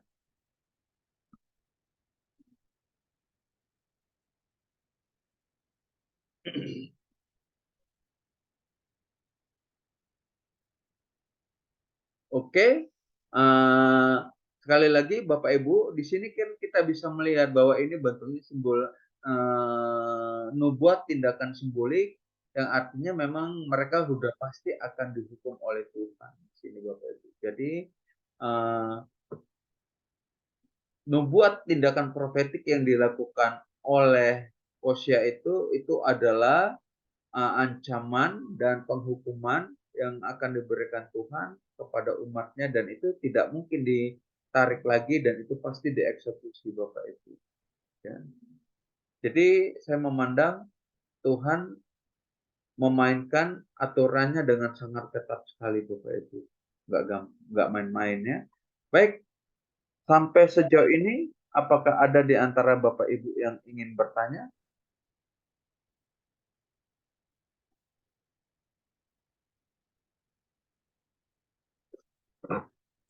Sederhana ya Bapak Ibu. Jadi nanti Bapak Ibu ketika Bapak Ibu menampilkan presentasi kitab nubuat, perhatikan konteksnya. Kemudian perhatikan juga simbol-simbol apa saja. Lalu kaitkan simbol-simbol tersebut dengan konteksnya. Ya.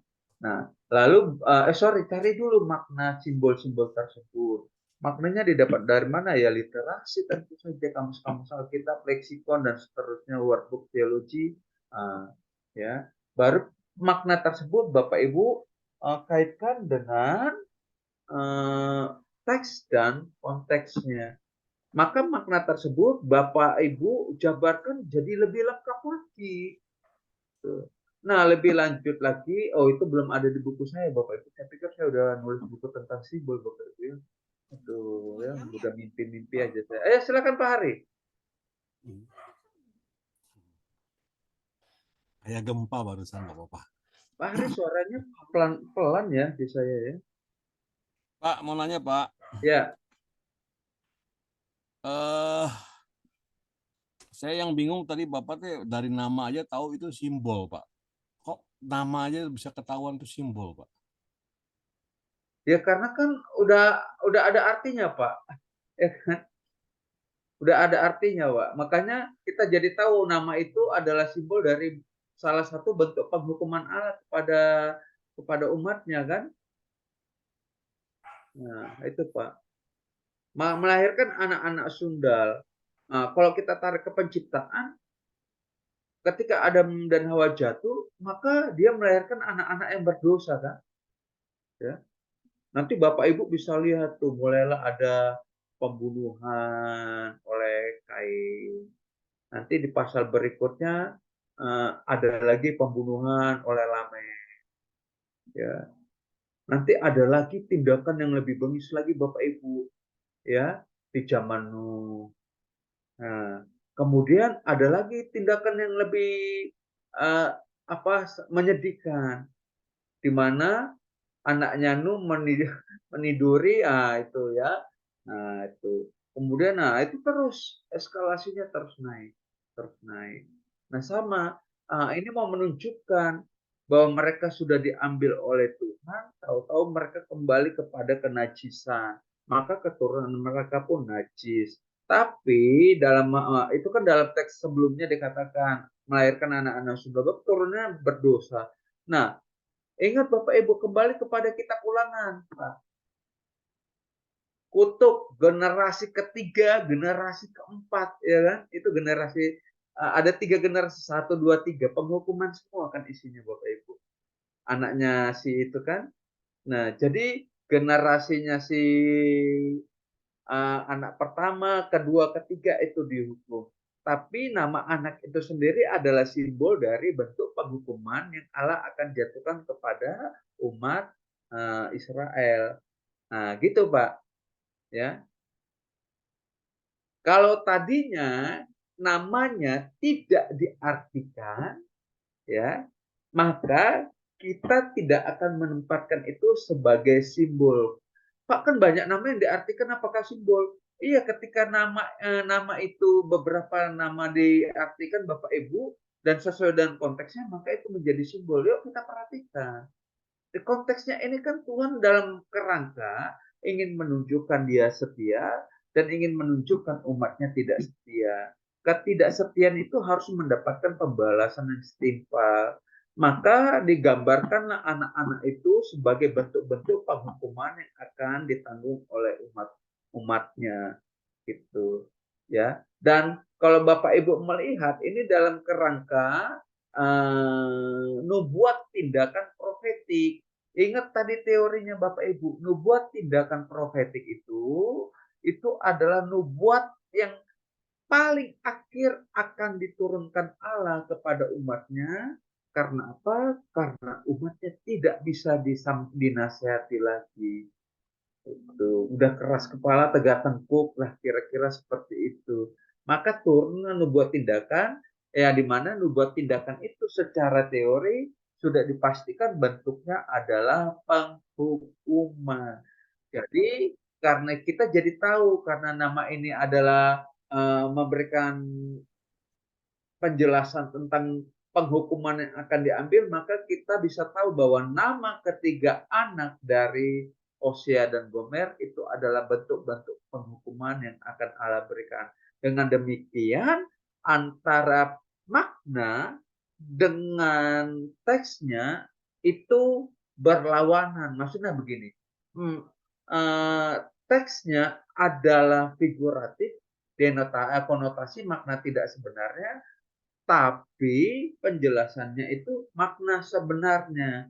Nah, itulah yang terdapat di dalam teks Hosea itu, ya. Jadi demikian Pak Hari. Nah, udah kelihatan memang, ya. Kalau misalkan ada tempat, kan tempat kadang ada artinya juga, itu simbol juga ya Pak? Iya Pak, makanya tergantung Pak. Ada tempat yang kan nanti salah satu bentuk simbol adalah tempat Pak. Ya, tempat. Dan sebetulnya bukan tempat, tapi lebih kepada nama, ya. Nama kan ada nama manusia, ada nama tempat. Nah itu, ya. Jadi nama manusia pun ada simbol. Nanti Bapak buka lagi catatan itu ada 8. Salah satunya adalah nama. simbol nama. Nama itu mengandung makna gitu ya. Nah, itu sudah simbol, apalagi dikaitkan dengan kitab nubuat Hosea, itu simbol ya. Kitab nubuat dan nabinya juga disuruh melakukan tindakan profetik yang sebetulnya apa ya Bapak Ibu, nggak enak kan. Jadi nabi dalam konteks Hosea itu nggak enak. Udah disuruh menyampaikan pesan yang tidak mengenakkan, terus disuruh melakukan tindakan nubuat, tindakan yang tidak enak pula lagi Bapak Ibu. Ya, saya tidak bermaksud menghina siapapun, tapi jujurlah kita kepada diri kita sendiri. Kalaupun kita seorang bandito sekalipun, saya yakin nggak mau lakukan itu Bapak Ibu. Semua manusia ingin dapat pasangan hidup yang baik. Jadi perintah Tuhan kepada Hosea itu udah nggak enak banget. Makanya kalau ada orang yang senang jadi nabi itu saya bingung juga ya. Ya, tapi nggak apa-apa lah, itu kan masing-masing ya, dihormati saja. Tapi nabi itu punya resiko yang tinggi. Mika dipenjara, Yeremia dipenjara, ya. Malah nabinya Yeremia hadapan dengan nabi istana, ya kan, nabi upahan, ya. Pembuktian, gue atau lu yang mati, kan kasarnya gitu kan Bapak Ibu. Tahu-tahu nabi istana yang mati, ya kan. Nah, itu Bapak Ibu ingat salah satu hamba Tuhan di kitab Raja-Raja sudah diperintahkan untuk menyampaikan nubuat Allah, tahu-tahu dia bongkar dan dia sendiri yang dihukum Allah. Oh, nggak enak banget kan? Tuh, ya. Nah, jadi nabi itu nggak enak Bapak Ibu. Nah, Musa mau dihakimi Bapak Ibu, bahkan mau dikudeta sama saudaranya sendiri. Terus dikudeta sama Bani Korah kah atau apa ya, saya agak lupa Bapak Ibu ya. Iya, Bani Korah, Pak. Bani Korah. Bani Korah. Nggak enak jadi nabi itu Bapak Ibu ya. Mau dilempari pula lagi kan. Gitu ya. Jadi, tapi ya sesuai lah dengan upahnya Bapak Ibu, maksudnya mereka pun dihormati oleh Allah ya. Nah, jadi biasanya kalau di dalam dunia investasi Bapak Ibu, ketika saya kerja di saham, kalau modalnya besar, maka tingkat pengembaliannya atau yield-nya pun itu sepadan Bapak Ibu. Gitu. Bapak Ibu mencari pasangan yang susah untuk ditaklukkan, begitu ditaklukkan hasilnya sepadan Bapak Ibu ya. Kalau gampang dapatnya, gampang lepasnya, kan kira-kira gitulah. Oh, jadi ngelantur kemana-mana ya. Oke ya, apa ada lagi Pak Hari? Saya baca di Full Life Pak, masalah istri Gomer. Gimana Pak? Di Full Life. Kita Full Life. Itu dibilang Gomer mungkin sekali bukan seorang pelacur ketika menikah, tetapi kemudian ia akan melakukan perzinahan dan kebejatan jasmani mungkin sebagai pelacur di kuil Baal. Dijelaskan begitu, Pak. Ya nggak tahu sih dia, tapi gini aja Pak. Kita kan baca teksnya aja sederhana, nikahilah perempuan sundal. Nah, itu ya. Nggak apa-apa Pak, Bapak benar.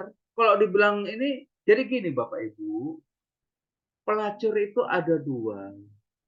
Satu, bentuknya komersial di zaman kuno karena memang kehidupannya susah.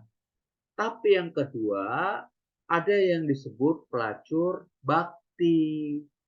Pelacur bakti itu adalah satu kehormatan bagi perempuan dunia kuno. Kalau dia lakukan itu dianggap sebagai dharma, Bapak Ibu. Dharma apa? Dharma sebagai bakti kepada Allahnya. Nah, itu. Tapi yuk kita lihat dua makna ini. Kalau kita kaitkan dengan apa yang disampaikan, kalau dia pelacur bakti di kuil-kuil, ya, mohon maaf, biasanya Pak, imamnya kan hanya satu Pak, tuh kuil-kuil. Berarti dia setia dong hanya dengan satu imam. Cocok nggak dengan ini yang menunjukkan tidak setia? Enggak. Kita masuk yang kedua. Yang pertama, pelacur komersial. Dengan siapapun mau. Sepanjang ada duit dan kebutuhan. Supply and demand. Kira-kira menurut Bapak Ibu dari penjelasan saya, mana yang lebih cocok ke dalam teks? Yang secara makna itu lebih kena. Nggak mungkin pelacur bakti, karena pelacur bakti itu dianggap sebagai dharma. Tentu saja ini perempuan sundal yang dimaksud sini ya perempuan tunasusila tadi, Bapak Ibu. Nah, maka kita bisa ke situ. Nah, tapi nggak apa-apa, Pak. Bapak bagus juga menyampaikan itu, dan saya memberikan penjelasan, tinggal Pak Hari dan teman-teman mempertimbangkan yang paling logis yang mana, kan gitu. Ya, gitu. Nah, Israel sendiri kan lagi menyimpang, Mbak. Ya kan? Lakukan pelacuran juga dalam arti konteks ibadah, menyembah ilah lain. Kalau dia lihat bahwa perempuan yang dimaksud adalah pelacur bakti, mereka nggak akan terganggu, Pak. Karena Israel pun perempuannya pasti melakukan. Karena waktu itu kan mereka lagi menyembah berhala kan, Mbak. Maka muncul teks ini, tindakan simbolik ini.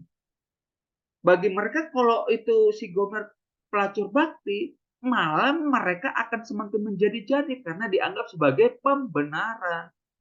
Gitu loh. Makanya kita tinggal lihat, ini benar yang tunasusila apa pelacur bakti? Gitu. Nah, Bapak Ibu perlu tahu, kalau udah disebut pelacur bakti, dia nggak akan kemana-mana, Bapak Ibu. Dia jadi hanya kepada imam yang dia percaya. Udah tuh dia pulang ke rumah.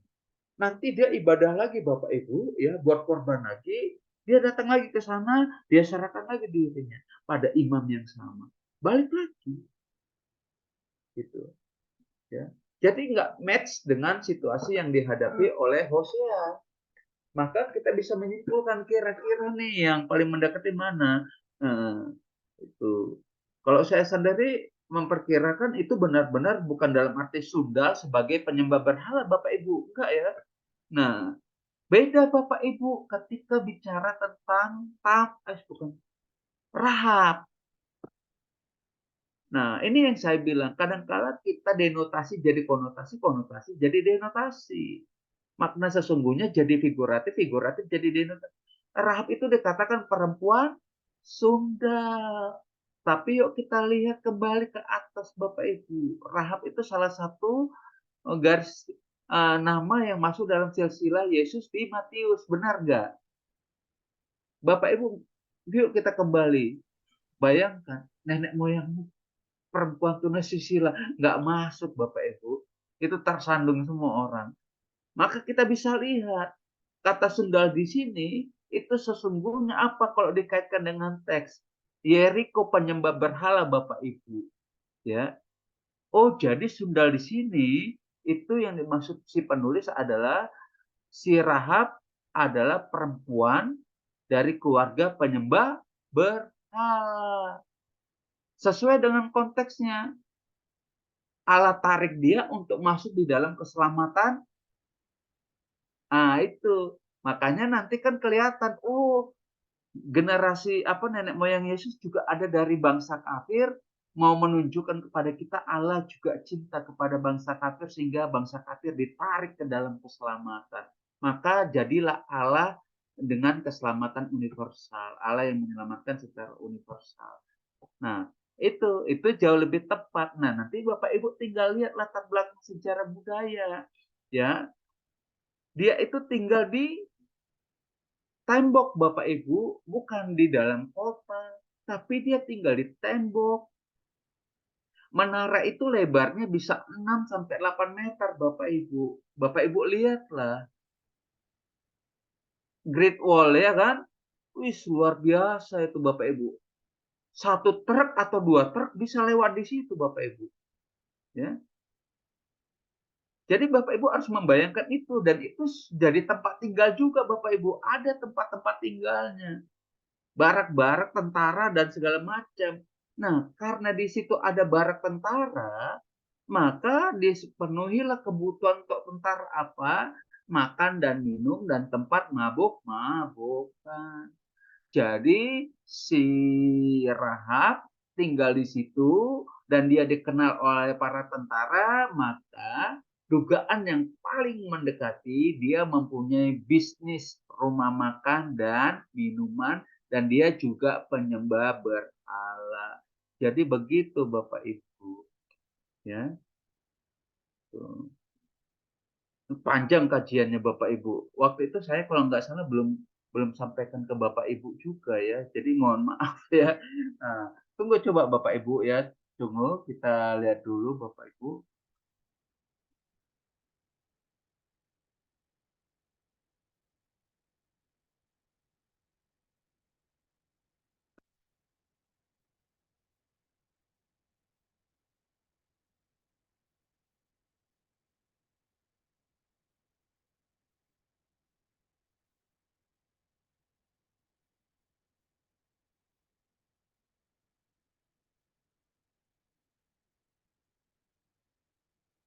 Coba Bapak Ibu nih. Ini Eriko Bapak Ibu. Ini yang saya stop Bapak Ibu ya. Ini yang disebut tembok Bapak Ibu. Tembok luar, dinding tembok luar, dinding tembok dalam. Ya. Lebar ya Bapak Ibu, di sini ada kolom-kolom nih rumah-rumah Bapak Ibu. Di atas maupun di dalamnya.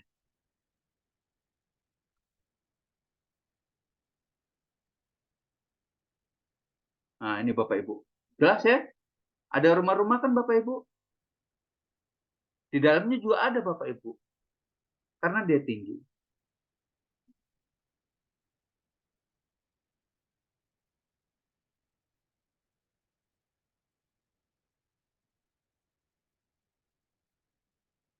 Nah, jadi kita harus lihat dari situ Bapak Ibu. Nah, makanya kita banyak orang bilang, wah kamar tuh wanita tuh, tuh jangan.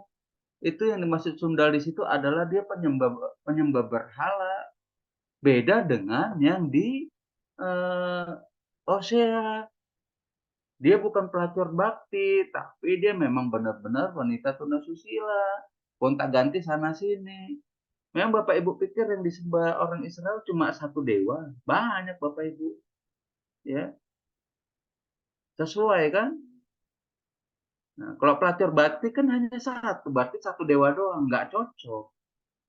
Makanya ini udah pasti bukan pelacur bakti, si Gomo. Tuh, ya.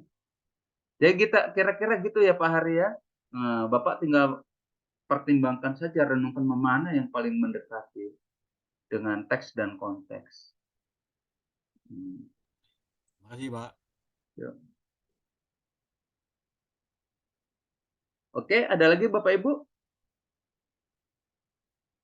Nah, jadi Pak yang dijelaskan nanti apa? Ya pertama konteks, kedua Bapak Ibu memilih mana yang simbol, mana yang tidak simbol. Kemudian Bapak Ibu jelaskan pengertian dari simbol-simbol tersebut. Lalu kaitkan dengan konteksnya. Ya kan? Gampang kan Bapak Ibu? Ya cari aja makna-maknanya di literasi-literasi Bapak Ibu. Ya, pasti adalah. Gampang itu. Ya itu yang bisa saya jelaskan Bapak Ibu. Pada Bapak Ibu nanti soal materi ini, kalau Bapak Ibu ini ya nggak apa-apa, sampaikan aja Bapak Ibu, nanti saya kirim. Tapi waktu itu rasanya saya nggak kirim yang ini Bapak Ibu, nggak kirim yang ini, ya. Dan tunggu Bapak Ibu, saya ini dulu ya, saya cas.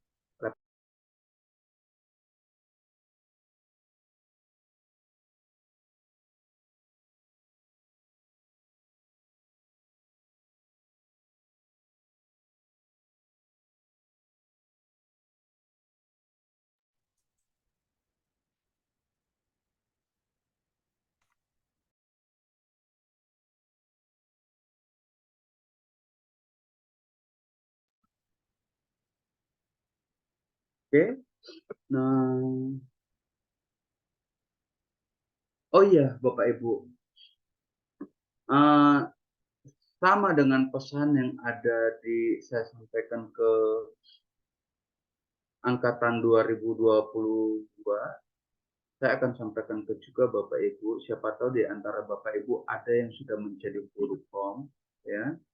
Maka saya persilakan Bapak Ibu untuk menyampaikan materi ini, karena kalau nggak salah POM 200 itu ada tentang Nabi, Bapak Ibu. Jujur, saya agak sedih juga ketika saya ikut POM 200, ya, ikut POM 200 dan materi saat itu tentang Nabi, dan kebetulan yang ngajar adalah mahasiswa saya sendiri di Duwe.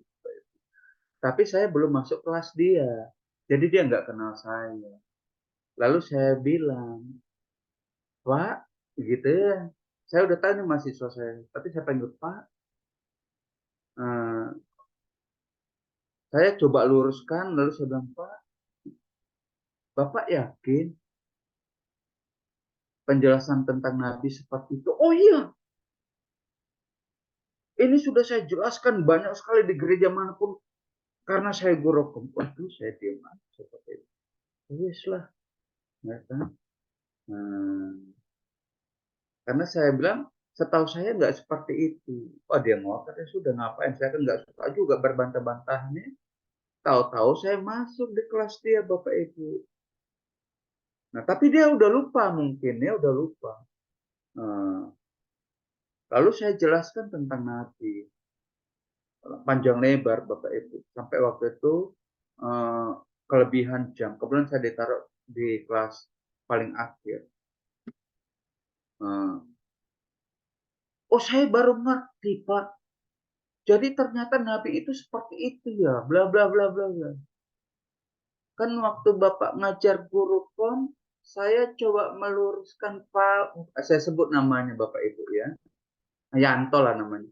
Saya kan coba meluruskan Pak Yanto, tapi Bapak ngotot. Oh gitu ya Pak, waduh maaf Pak, rupanya Bapak dosen saya ya. Ya itulah Bapak Ibu ya.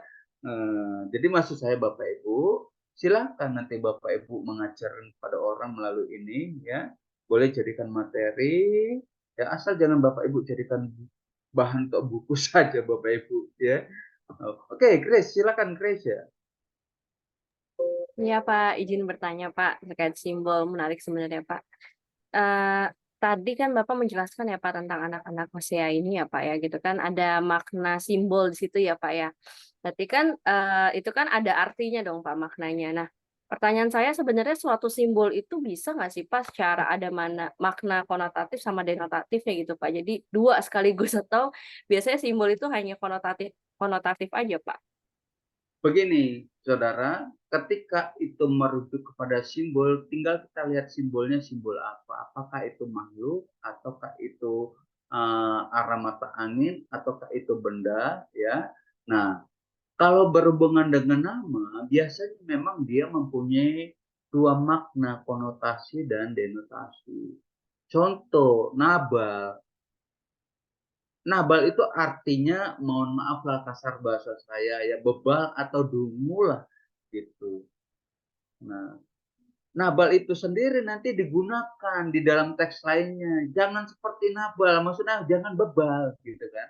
Nah, Nabal di situ jadi simbol untuk menunjukkan bahwa tindakan orang itu adalah tindakan yang bebal, sama seperti nama Nabal. Nah, itu dipakai. Tapi dalam konteks nama Nabal sendiri, di mana istrinya nanti menjadi istrinya Daud, ya, itu memang nama dia dengan arti itu, tapi juga itu simbol dari kebebalan. Kenapa dia bebal? Dilihat dari teksnya saja, Chris. Dia tahu Daud itu istilahnya pimpinan pasukan keamanan daerah, ya, minta makan. Ya kasih saja. Tapi karena bebalnya merasa ini, dia nggak peduli. Pada akhirnya dia harus mengalami kematian, kan gitu. Nah, jadi ketika simbol yang digunakan adalah simbol nama, maka umumnya itu akan menjadi dua makna. Makna denotasi atau makna yang sesungguhnya bahwa itu adalah nama dia, ya. Tapi nama itu juga bisa sebagai simbol. Contoh, ya. Abram dari Abraham. Abram itu sendiri harafiah, nama dia yang dikasih Allah. Tetapi nama Abram itu sendiri di dalam teks yang sama, Bapak Ibu, ketika dia dikatakan sebagai bapak orang beriman, maka nama dia juga sekaligus menjadi simbol dari orang yang beriman. Nah, itu. Makanya di dalam kultur ketimuran, nama itu tidak sembarangan diberikan. Kalau di dalam dunia Shakespeare, apalah arti sebuah nama, ya kan? Di dunia timur mana bisa? Mertua saya aja ngasih nama istri saya itu puasa Senin Kemis berbulan-bulan, Bapak Ibu. Dapat wangsit namanya ini, Juliana Winning. Oh, ada Winning. Nama Inggris namamu ya saya? Iya. Oh, bapakku kan guru, bapak kan guru, ngerti bahasa Inggris. Dia jadi merenung Bapak Ibu, pengen anaknya berhasil. Wah, itu.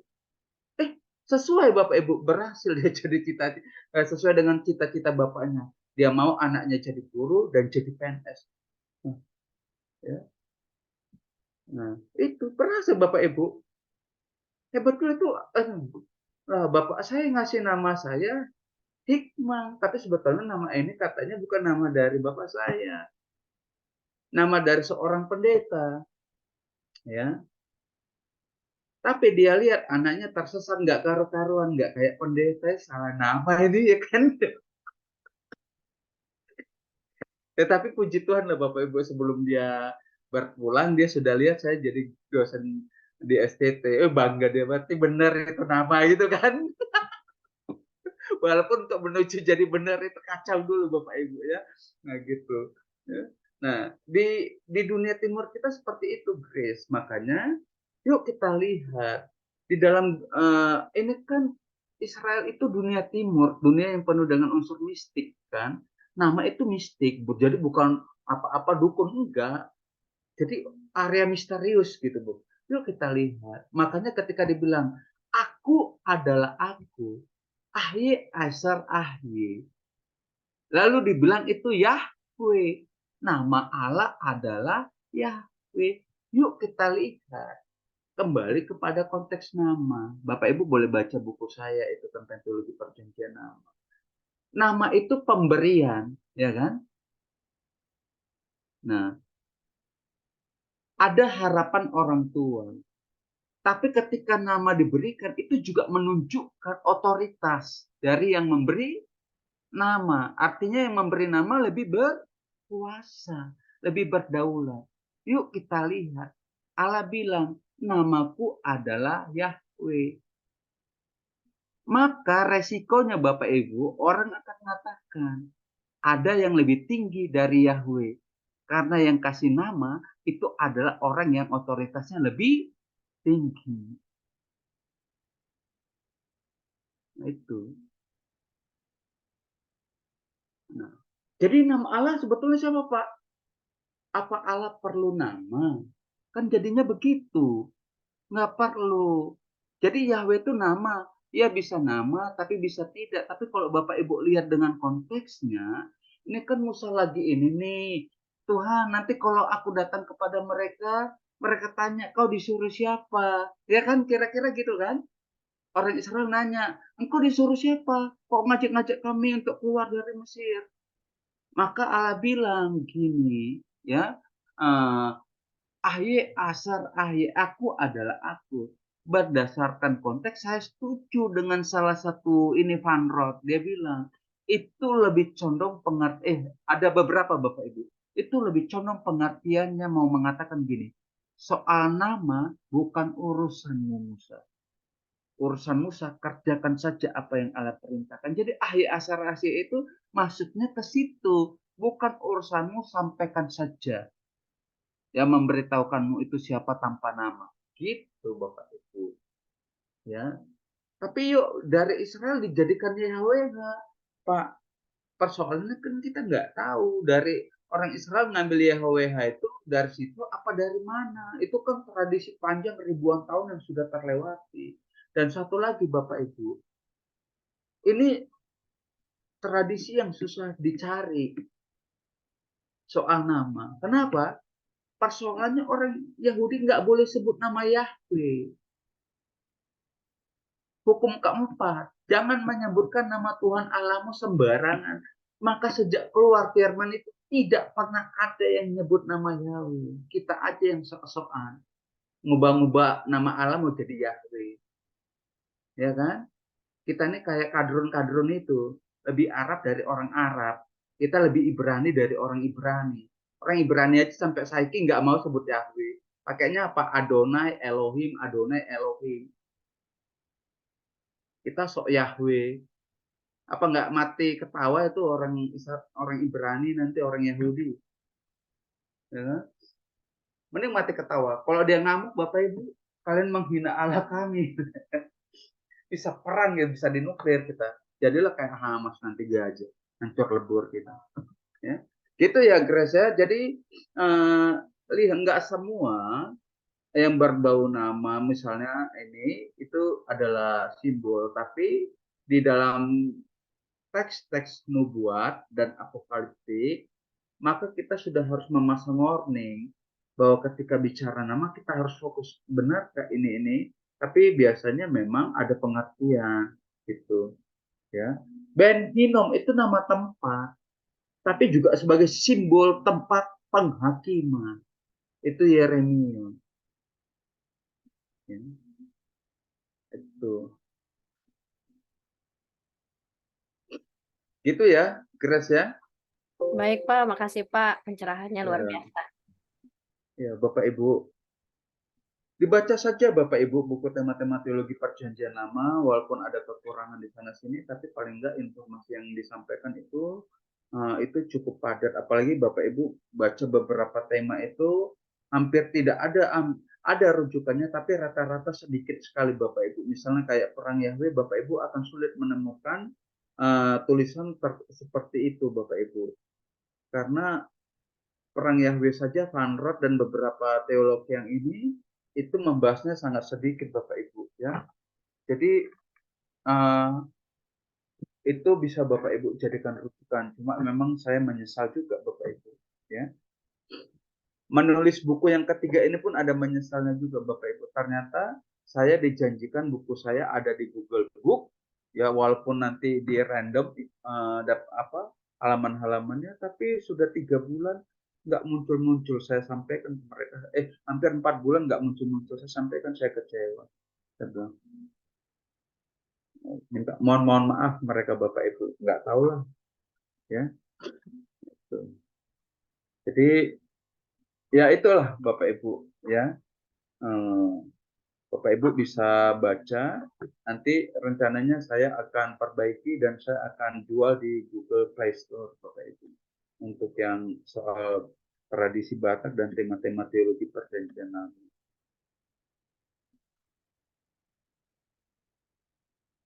Yuk, kalau tidak ada, biar kita akhiri pertemuan kita Bapak Ibu.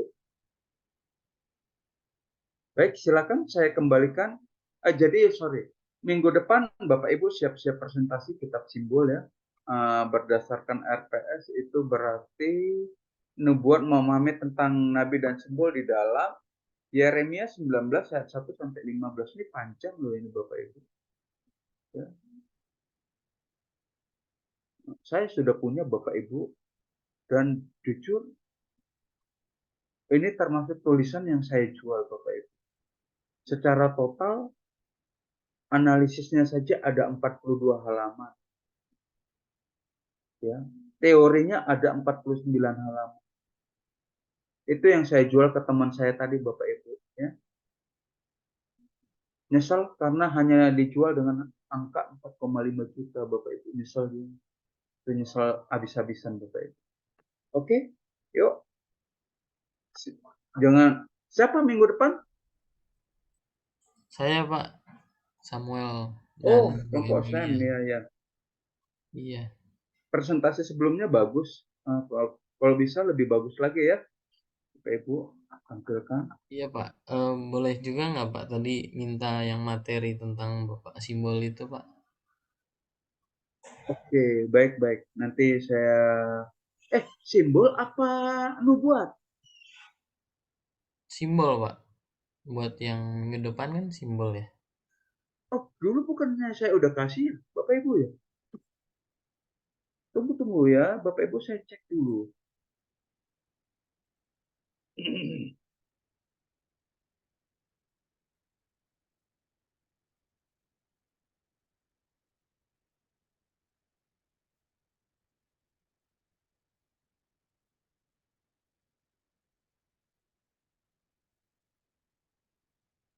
Oh iya, Bapak Ibu. Saya penggal. Oke, nanti saya coba cari ya yang aslinya di mana itu. Ada, tapi saya penggal ini Bapak Ibu. Tunggu ya, mohon tunggu sebentar untuk memastikan.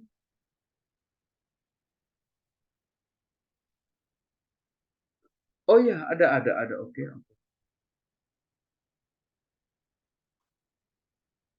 Ada 27 halaman Bapak Ibu. Simbol di dalam kitab Wahyu itu ada berapa ya? Kalau nggak salah udah pernah saya kasih Bapak Ibu ke Bapak Ibu. Kitab Wahyu 24 halaman. Perlukah dua-duanya? Apa nubuatan ini perlu juga? Boleh Pak, dua-duanya. Boleh aja Pak, biar kami juga bisa baca-baca. Oke, baik Bapak Ibu. Saya segera kirim ya, silakan. Saya kembaliin ke ketua kelas. Ya, baik teman-teman, mari kita berdoa untuk mengakhiri pengajaran malam hari ini. Bapak, terima kasih Tuhan, kami sebentar lagi boleh mengakhiri mata kuliah malam hari ini Tuhan, yang disampaikan oleh Pak Iqman. Terima kasih Tuhan, Engkau yang memberikan kami pencerahan Tuhan, memberikan kami pemahaman dan segala sesuatu, khususnya malam hari ini Tuhan melalui hamba-Mu Bapak Iqman. Tuhan kiranya berkati Pak Iqman Tuhan, pelayanannya Tuhan, pengajarannya Tuhan, supaya kehidupan keluarganya Tuhan juga senantiasa berikan kesehatan untuk dapat memberikan yang terbaik bagi kami ya Tuhan. Terima kasih, kami juga berdoa Tuhan untuk kami semua yang ada di sini Tuhan, yang sebentar lagi berpisah satu sama lain Tuhan. Kiranya tetap berikan kami Tuhan hikmat, marifat, kesehatan yang terbaik Tuhan, sehingga hari demi hari Tuhan kami dapat menyelesaikan tugas tanggung jawab kami Tuhan melalui apapun Tuhan yang Engkau berikan atas kami ya Bapa. Terima kasih Tuhan, terima kasih. Kami serahkan Tuhan doa permohonan dan rasa syukurnya hanya di dalam nama Tuhan Yesus Kristus. Haleluya. Amin. Amin. Oke, terima kasih Bapak Ibu. Terima kasih Pak Pak Budi Hikmat. sama tanya. Pak Budi di gerejanya Pak Yogi Bandung ya? Baik, Mana Pak? Pak. Selamat malam, Gimana Pak? Pak Budi di gerejanya Pak Yogi Bandung. Gede Bage Pak. Pak Sion. Gede Bage Pak. Oh beda ya? Beda Pak. Ya. Sama Pak, sama Baik. rayonnya. Pak Hari Suka sama? warnanya Pak sama. Budi? Rayonnya sama Pak, cuma beda Rayonnya aja. sama Pak, rayon 2. Oh. Gerejanya beda ya. Oke Pak Budi. Balanya. Nanti saya japri Pak Budi ya. Baik Pak. Oke Pak Budi. Oke semuanya Bapak Ibu. Terima kasih Pak. Terima kasih Pak. Terima kasih Pak.